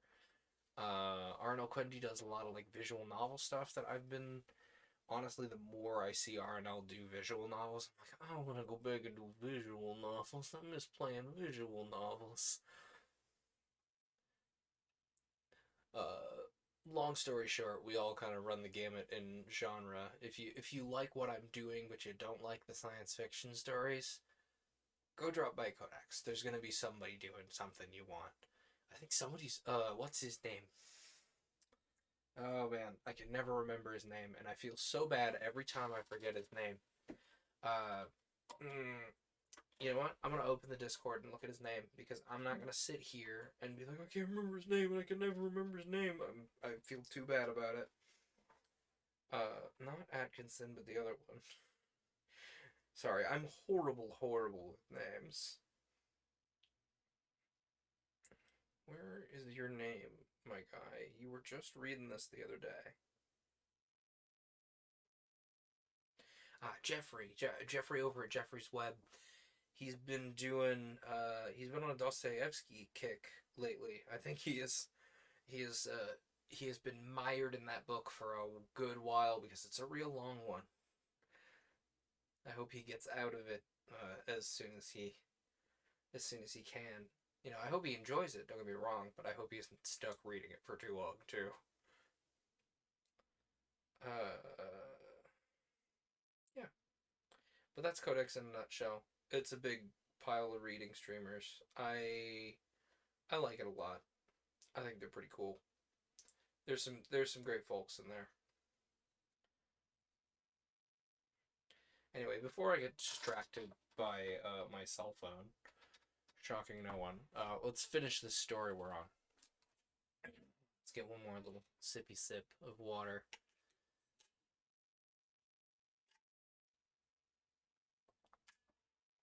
I stared at him foolishly. It seemed to me that I was alone in this vast universe, and the sound of his voice startled me. I guess I'm not fully out of it yet. Where are we? Oh, about 60,000 miles out, he replied carelessly. Traveling at a maximum speed, maximum we need for this little voyage. Little voyage? Then I looked at George and the professor and saw that they too were grinning at my discomfiture. I laughed, crazily I suppose, for they sobered all at once. Traveling through space at more than 40,000 miles an hour, it seemed that we were stationary. Movement was now too easy. So much so, in fact, because we were weightless. The professor was having a time of it, manipulating a pencil and a pad of paper on which he had a mass of small figures that were absolutely meaningless to me. He was calculating and plotting our course, and without him we should never have reached the object we sought. Time passed rapidly, for the wonders of the naked universe were a never-ending source of fascination. Occasionally, a series of rocket charges was fired to keep our direction and velocity, but these were light and the acceleration so insignificant we were put to no discomfort whatsoever. But it was necessary that we keep our straps buckled, for in the weightless condition, even the slightest increase or decrease in speed or change in direction was sufficient to throw us the length of the cabin, from which painful bruises might be received. The supports to which we were strapped, and which saved us from being crushed by the acceleration and deceleration, were similar to hammocks, being hooked to the floor and ceiling of the cabin rather than suspended horizontally in the conventional manner. This was for the reason that the energy of the rockets were expended fore and aft, except for steering, and the forces were therefore along the horizontal axis of the vessel. The supports were elastic and the padding deep and soft. Being swiveled at the top and bottom, they could swing around so that deceleration as well as acceleration was relieved. For this reason, the controls had been altered so that the flexible support in which Heart was suspended could rotate about their pedestal, thus allowing for their operation by the pilot either when accelerating or decelerating. How he could control the muscles of his hands and arms under the extreme conditions was a mystery to me, and George agreed with me in this matter. We found ourselves to be utterly helpless. My next impression of the trip was that of the swinging rapidly around and finding myself facing the rear wall of the cabin. Then the tremendous pressure once more and a burst from the forward tubes. We'd commenced deceleration. For me, there were alternate periods of full and semi-consciousness, and to this day I can remember no more than the high spots of that historical expedition. Then we were free to move once more, and I turned to face the instrument board. Our relative velocity had become practically zero. That is, we were traveling through space at about the same speed and in the same direction as the Earth. The professor and Hart were consulting a pencil chart and excitedly looking first through the forward ports and then into the screen of the periscope. This is the approximate location, averred the professor, but they're not here. George and I peered in all directions and could see nothing excepting the marvels of the universe we'd been viewing. The moon now seemed very close, and its craters and so-called seas were as plainly visible as in a 4-inch telescope on Earth, but we saw nothing of the enemy. The Earth was a huge ball still, but much smaller than when I'd first observed it from the heavens. The sun's corona, the flaming streamers which the professor declared extended as much as 5 million miles into space, was partly hidden behind the rim of the Earth, and the effect was blinding. A thin crescent of brilliant light marked the rim of our planet, and the rest was in shadow, but a shadow that was lighted awesomely in cold green by the reflected light from our satellite. "I have it!" suddenly shouted the professor. "We are all in very nearly the same line with reference to the sun. The enemy is between the blazing body and ourselves. We must shift our position, move into the shadow of the Earth. We've missed our calculation by the few hundred miles, that's all." All, I thought. These astronomers, so accustomed to dealing in tremendous distances that must be measured in light years, thought nothing of an error of several hundred miles. But I suppose at this scale it really was an inconsiderable amount. At any rate, we shifted position and looked around a bit more. We saw nothing at first, then Hart consulted the chronometer. "Time's up." On the instant, there was a flash of dazzling green light from a point not 100 miles from our position, a flash that was followed by a streaking pencil, the same light shooting earthward with terrific velocity. Breathlessly, we followed its length, saw it burst like a bomb and hurl 3 green balls from itself, which sped at equally spaced angles to form a perfect triangle. They hovered a moment at about 2,000 miles above the surface of the earth, according to the professor, who was using the telescope at the time, and shot their deadly rays toward our world. We were too late to prevent the renewal of hostilities. Another and another streak of green light followed, and we knew that great havoc was being wrought back home. But these served to locate the enemy's position definitely, and we immediately set about to draw nearer. We were still somewhat on the dark side of the object, which prevented our seeing it. Now we swung about so that it was plainly visible. What a strange appearance it presented out here in space. Fully 15 miles in diameter, it was a huge donut, a great ring of tubing with a center opening that was at least 80% of its maximum diameter. There it hovered, sending out those deadly missiles in a continuous stream toward our poor world. As we approached the weird space flyer, we saw that a number of objects floated about within the great circle of its inner circumference. The NY-18, the SF-61, and the SF-22, without doubt. The theory of Hart's was correct in every detail. We were still about a 10 miles distance from the great ring, and the streaking light pencils were speeding earthward at the rate of 1 a minute now. There was no time to lose. Already there was more destruction on its way than had been previously wrought several times over. Hart was sighting along a tiny tube that projected into the forward partition, and he maneuvered the Pioneer until she was nose on to the great ring. He pulled the switch. There became a purring that was entirely new.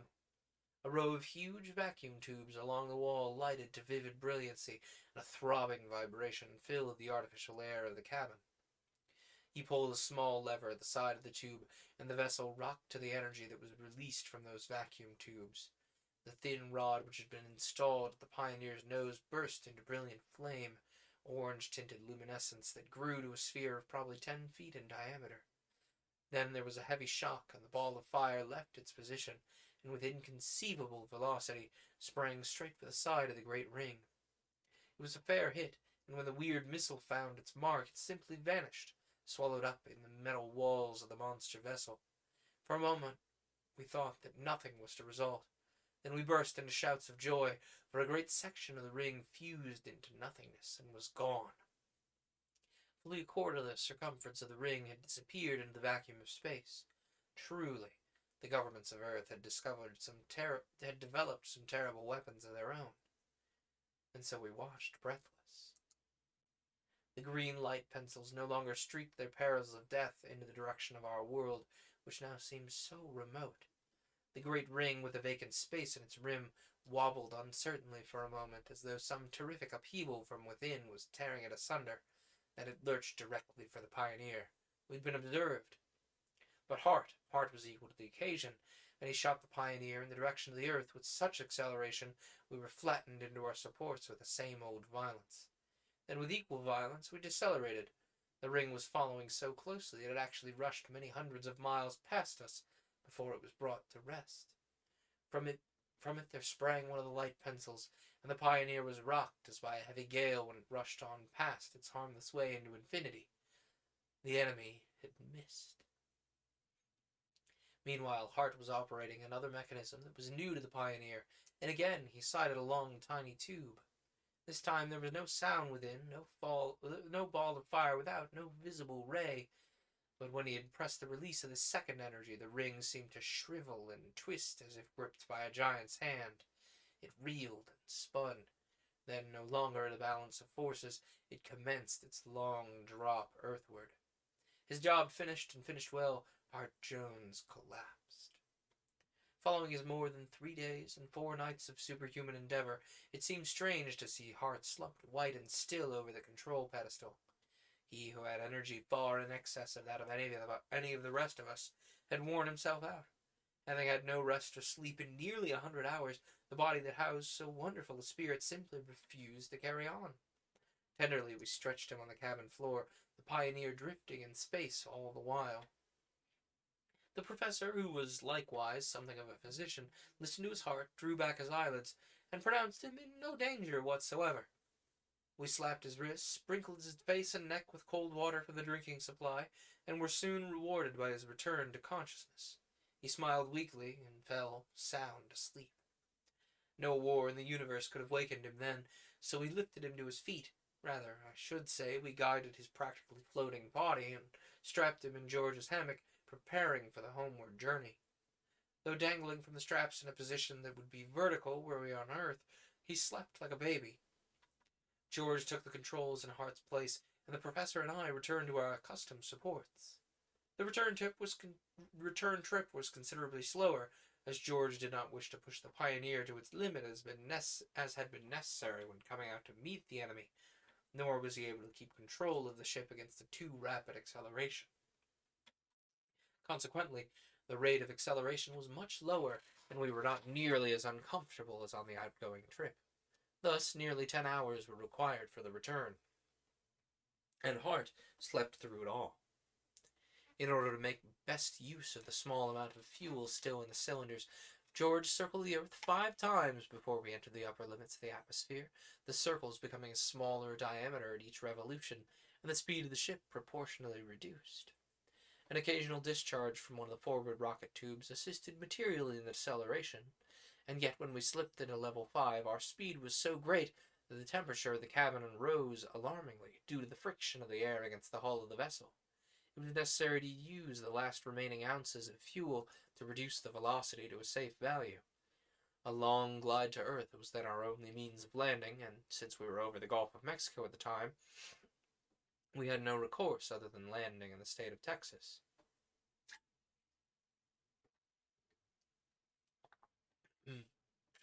Passing over Galveston in level 3, we found that the humble oil fields and a great section of the surrounding country had been the center of one of the enemy bombardments.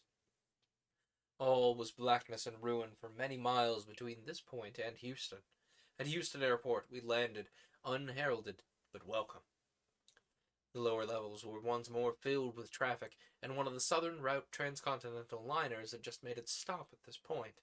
The arrival of the Pioneer was thus witnessed by an unusually large crowd. When news was spread to the city, their numbers increased with all the rapidity made possible by various means of transportation from the city. So it was that Hart Jones, after we finally succeeded in awakening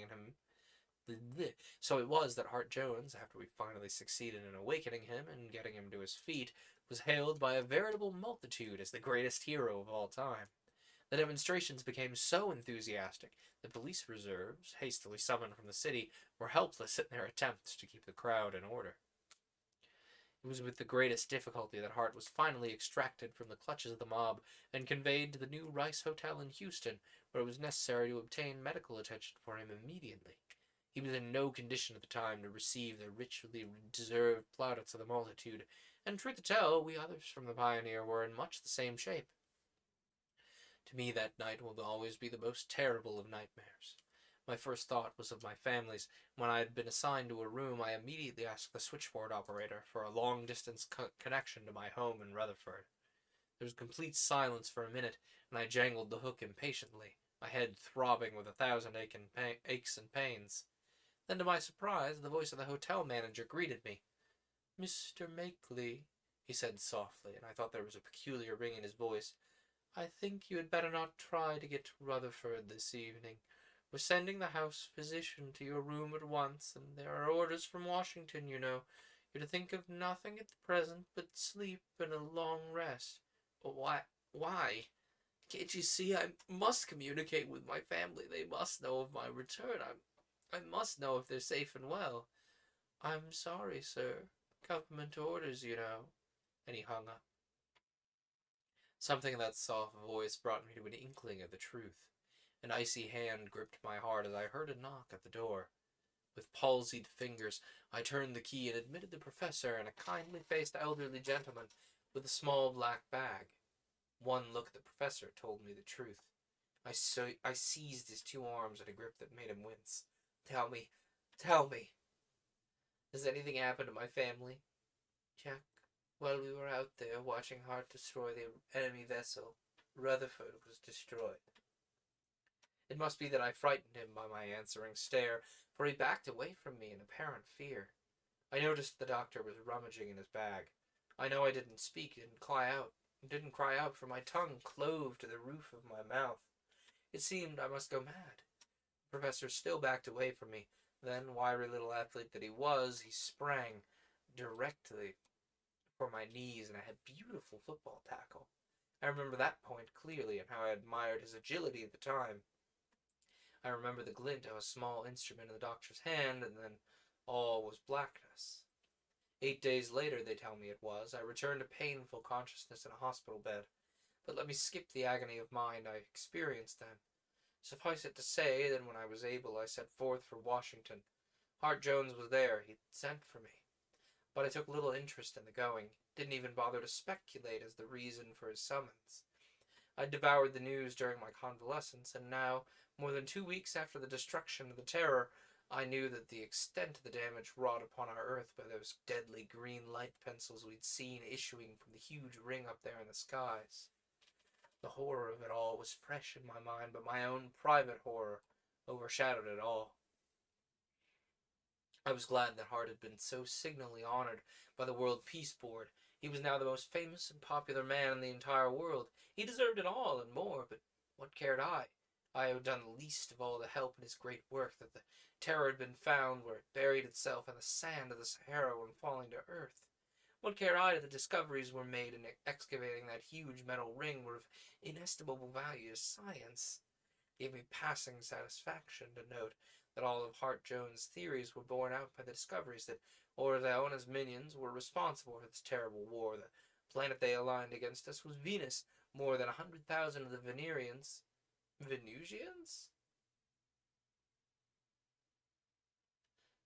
That's a good question. If there are inhabitants of Venus, are they Venusians or Venerians? I would go Venusians personally, but that's an interesting grammar question. That's something to discuss in my Discord. I have my own Discord. Did you know? We post about hobbies and stuff in there. There's a whole Paper Cuts channel where you can suggest new books to me. What else goes on in there? I stream stuff that I can't stream to Twitch, like me digitizing records, for example. There's the Discord. I've been putting some time into the Discord to make sure that we have some unique content over there, so feel free to drop by. Anyway, more than 100,000 of the Venusians had been carried in that weird engine of destruction which had been brought down by Hart. It was interesting to read of the fall of that huge ring, how it was heated to incandescence when it entered our atmosphere at such tremendous velocity, of the tidal waves of concentric billows in the sand that led to its discovery by Egyptian government planes, the broadcast descriptions, the television views of the stunted and twisted Venusians whose bodies were recovered from the partially consumed wreckage were interesting, but it all left me cold. I had no further interest in my life. The world that had escaped an overwhelming disaster was clear, and that gave me a certain pleasure, but for me it might as well have been completely destroyed. But nevertheless, I went to Washington. I felt somehow that I owed it to Hart Jones, the greatest world hero since Lindbergh. I would at least listen to what he had to say. A fast plane carried me, a plane chartered by the government. To me, it seemed that it crawled, though it was a 6th level ship and made the trip in record time. Why I was impatient to reach Washington, I did not know. I was absolutely disinterested in anything that might occur there. It was merely that my nerves were on edge, I suppose, and everything annoyed me. Hart met me at the airport and greeted me like a long-lost brother. He talked incessantly and jumped from one subject to the other with the obvious intention of trying to get my mind off my troubles until we reached his office in the air traffic building. On his door there was the legend, Director of Research, and when we had entered, I observed that the office was furnished with all the luxury that suited his new position. I dropped into a deeply upholstered chair at the side of his mahogany desk, and for the space of several minutes Hart regarded me with a concern, not speaking a word. Jack, old man, I can't talk to you this thing, but it makes me feel very badly to see you take it so hard. There are many things you have to live for, old top, is to talk about these things that I sent you for. You mean work? Yes, that's the best thing for us all in any emergency or any other circumstances whatsoever. Preston wants you back for one thing. He authorized me to tell you the job of office manager is waiting for you, double your former salary. My eyes misted at this. Preston was a good old scout, but I could never bear it to return to the old surroundings, even in the city. No, Hart, I'd rather be away from New York and that part of the country. Associations, you know. I understand. That's just what I hope you'd decide, because I've got a job for you in the Air Service. Good one, too. You know, there's much reconstruction work to be done on Earth. More than 40 cities and towns have been wiped out of existence. Gotta be rebuilt. That'll occupy the minds and energies of thousands who've been bereaved as you have, but the Air Service, we've got a program I believe will be more to your liking. Log of the Terror in Ordel's handwriting was found intact as a number of manuscripts pertaining to plans of Venusians. These misshapen creatures were quite evidently educated by Ordel to a hatred of our world. We have reason to believe that other attacks may follow. They were obviously intending to migrate here in millions. And according to records found aboard the Terror, they are of advanced scientific accomplishment. We may expect them to construct other vessels similar to the Terror, and to come here again. We must be prepared to fight them off, to carry the war to their own planet if it's necessary. My work is to organize a world fleet of spaceships for this purpose, and I'd like you to help me in this. This work will take you all over the world and keep you too busy to think about, well, things. It was just like Hart, and I thanked him wordlessly, but from the bottom of my heart. Yes, I'd accept this generous offer. Though I was no engineer, I had a knowledge of scientific subjects a little above the average. I could follow instructions. By George, it was the very thing. Suddenly, I grew enthusiastic. There was the sound of voices in the other office, and Hart's secretary entered to announce the arrival of George Boehm and Professor Lindquist. This was great. Chubby George, red-faced and smiling as ever, embraced me with one short arm and pounded me on the back with his other fist in a jovial, joking manner. It was good to have friends like these. The professor held forth his hand timidly. He was thinking of that tackle and half Nelson he'd used on me, while the doctor slipped that needle into my arm back there in Houston. Oh, don't remove your glasses, Professor. I'm not going to hit you. That was a swell tackle. You did me a big service down there in the Rice Hotel. He beamed with pleasure and gripped my hand mightily for such a little fellow. George was whispering to Hart, and I could see that they were greatly excited over something. Jack, said Hart when the professor and I had finished talking things over, George here wants you to take a little trip over to Philly with him. He's got something he wants to show you. I looked from one to the other for signs of a hoax. These two, under normal circumstances, were always up to something. But what I saw in their expressions convinced me that I'd better go, and somehow there rose in my chest a forlorn hope. All right, let's go.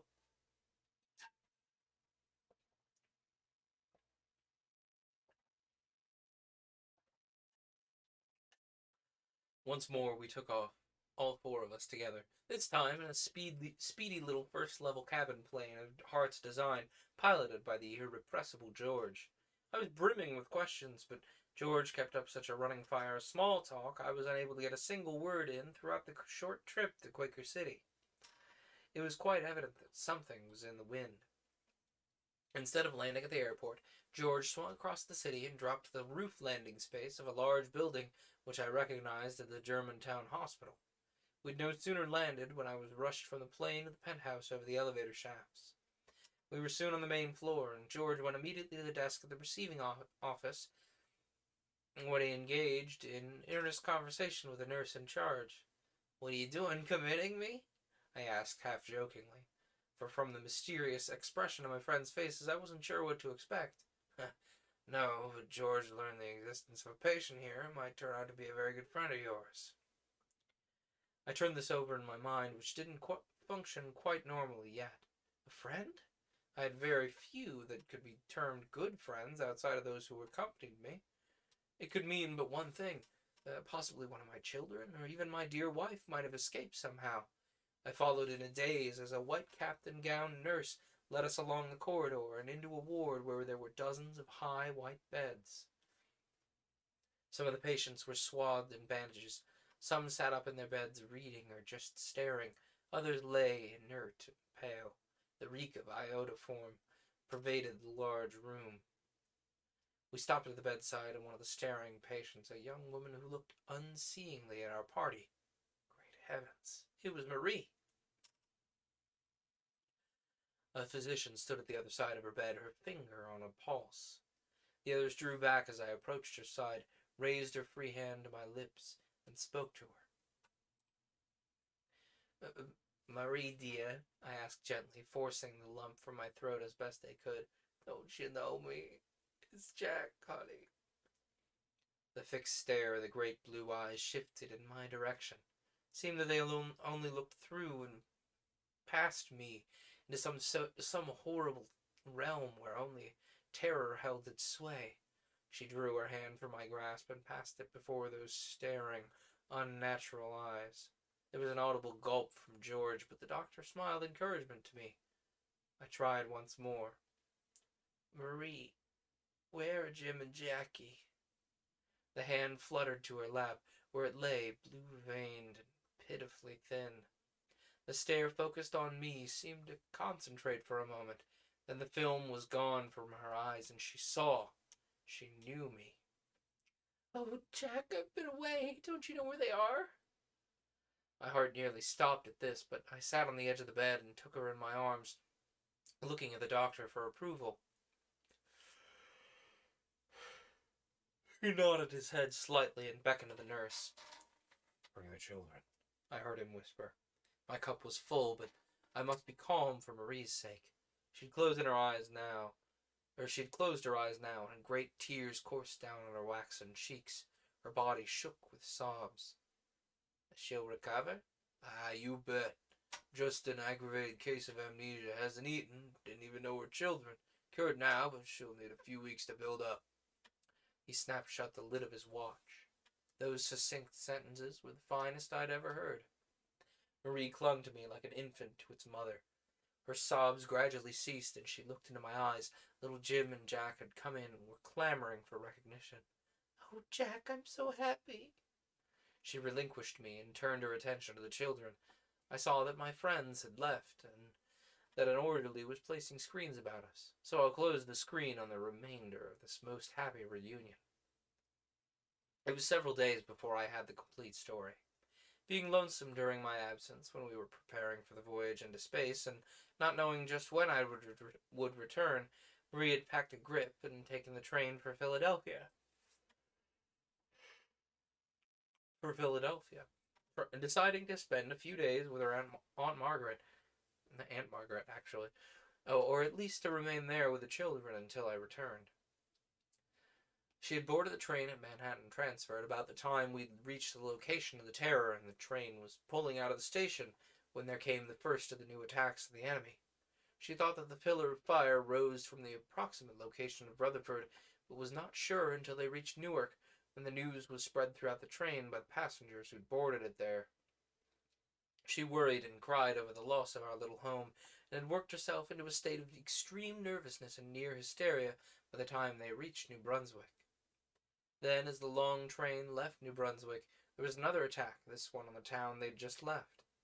The last two cars of the train were blown from the track by the initial concussion, and the remainder of the train brought to a grinding, jerking stop that threw the passengers into a panic. Already hysterical, Marie was in no condition to bear up under the shock, and so the loss of her memory followed. Jack and Jim clung to her, of course, and were taken to the Germantown hospital with her when the wreck victims were transferred to that point. She had no identification on her person. It was by sheerest luck that George, who was visiting a friend in the same hospital, chanced to see her and thought he recognized her. That was all of it, but to me it was more than enough.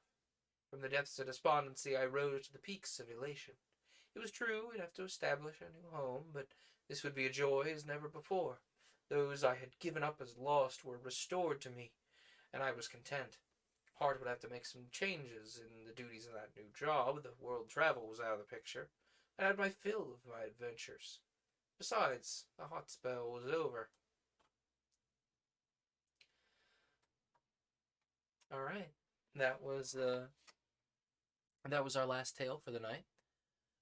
We've discovered that there was a Venusian pillar of fire, and through the power of space plane, we solved the problem. We'll be back next week, I think. Yeah, next week to probably polish off this issue, because we've got the Forgotten Planet, and then the Power and the Glory, A Star That Breathes, and Murder Madness. We made a lot of progress tonight, and of course we can't forget the Reader's Corner. But we will get to the Forgotten Planet by Sewell Peaslee Wright next week. Friendly reminder that if you're listening to this in the podcast, that we go live Friday evenings at 8 p.m. whatever my local time is. That's currently Central, but I keep you posted in the Discord. But friendly reminder, the podcast listener, if you want to come watch this live, I do it on Twitch. And vice versa to the Twitch viewer. I have a podcast feed where I post edited down versions of the live show that we've done here. If you want to watch the video, the vodcast, if you will, I've got a YouTube channel where I post that sort of thing. As far as other live content goes, I do games on Tuesday evenings. I've been playing through Control lately, but I've also been known to be on a tabletop RPG kick. So it's not just video games we play on Tuesday. Tuesday's kind of our variety night, so to speak. And Friday nights are paper cuts. I think I've plugged all my things. If you really want short form content, I do post short form content to TikTok. It's neither here nor there. I'm mostly doing it just to keep up with the times. I feel like I pause dramatically too much for short form content, but I digress. I'm all over the place. Glacier_Nestor or Glacier Nestor, depending on whether it allows spaces. Library has decided to join us for the last few moments of the podcast here. This has been Paper Cuts. I hope it didn't sting.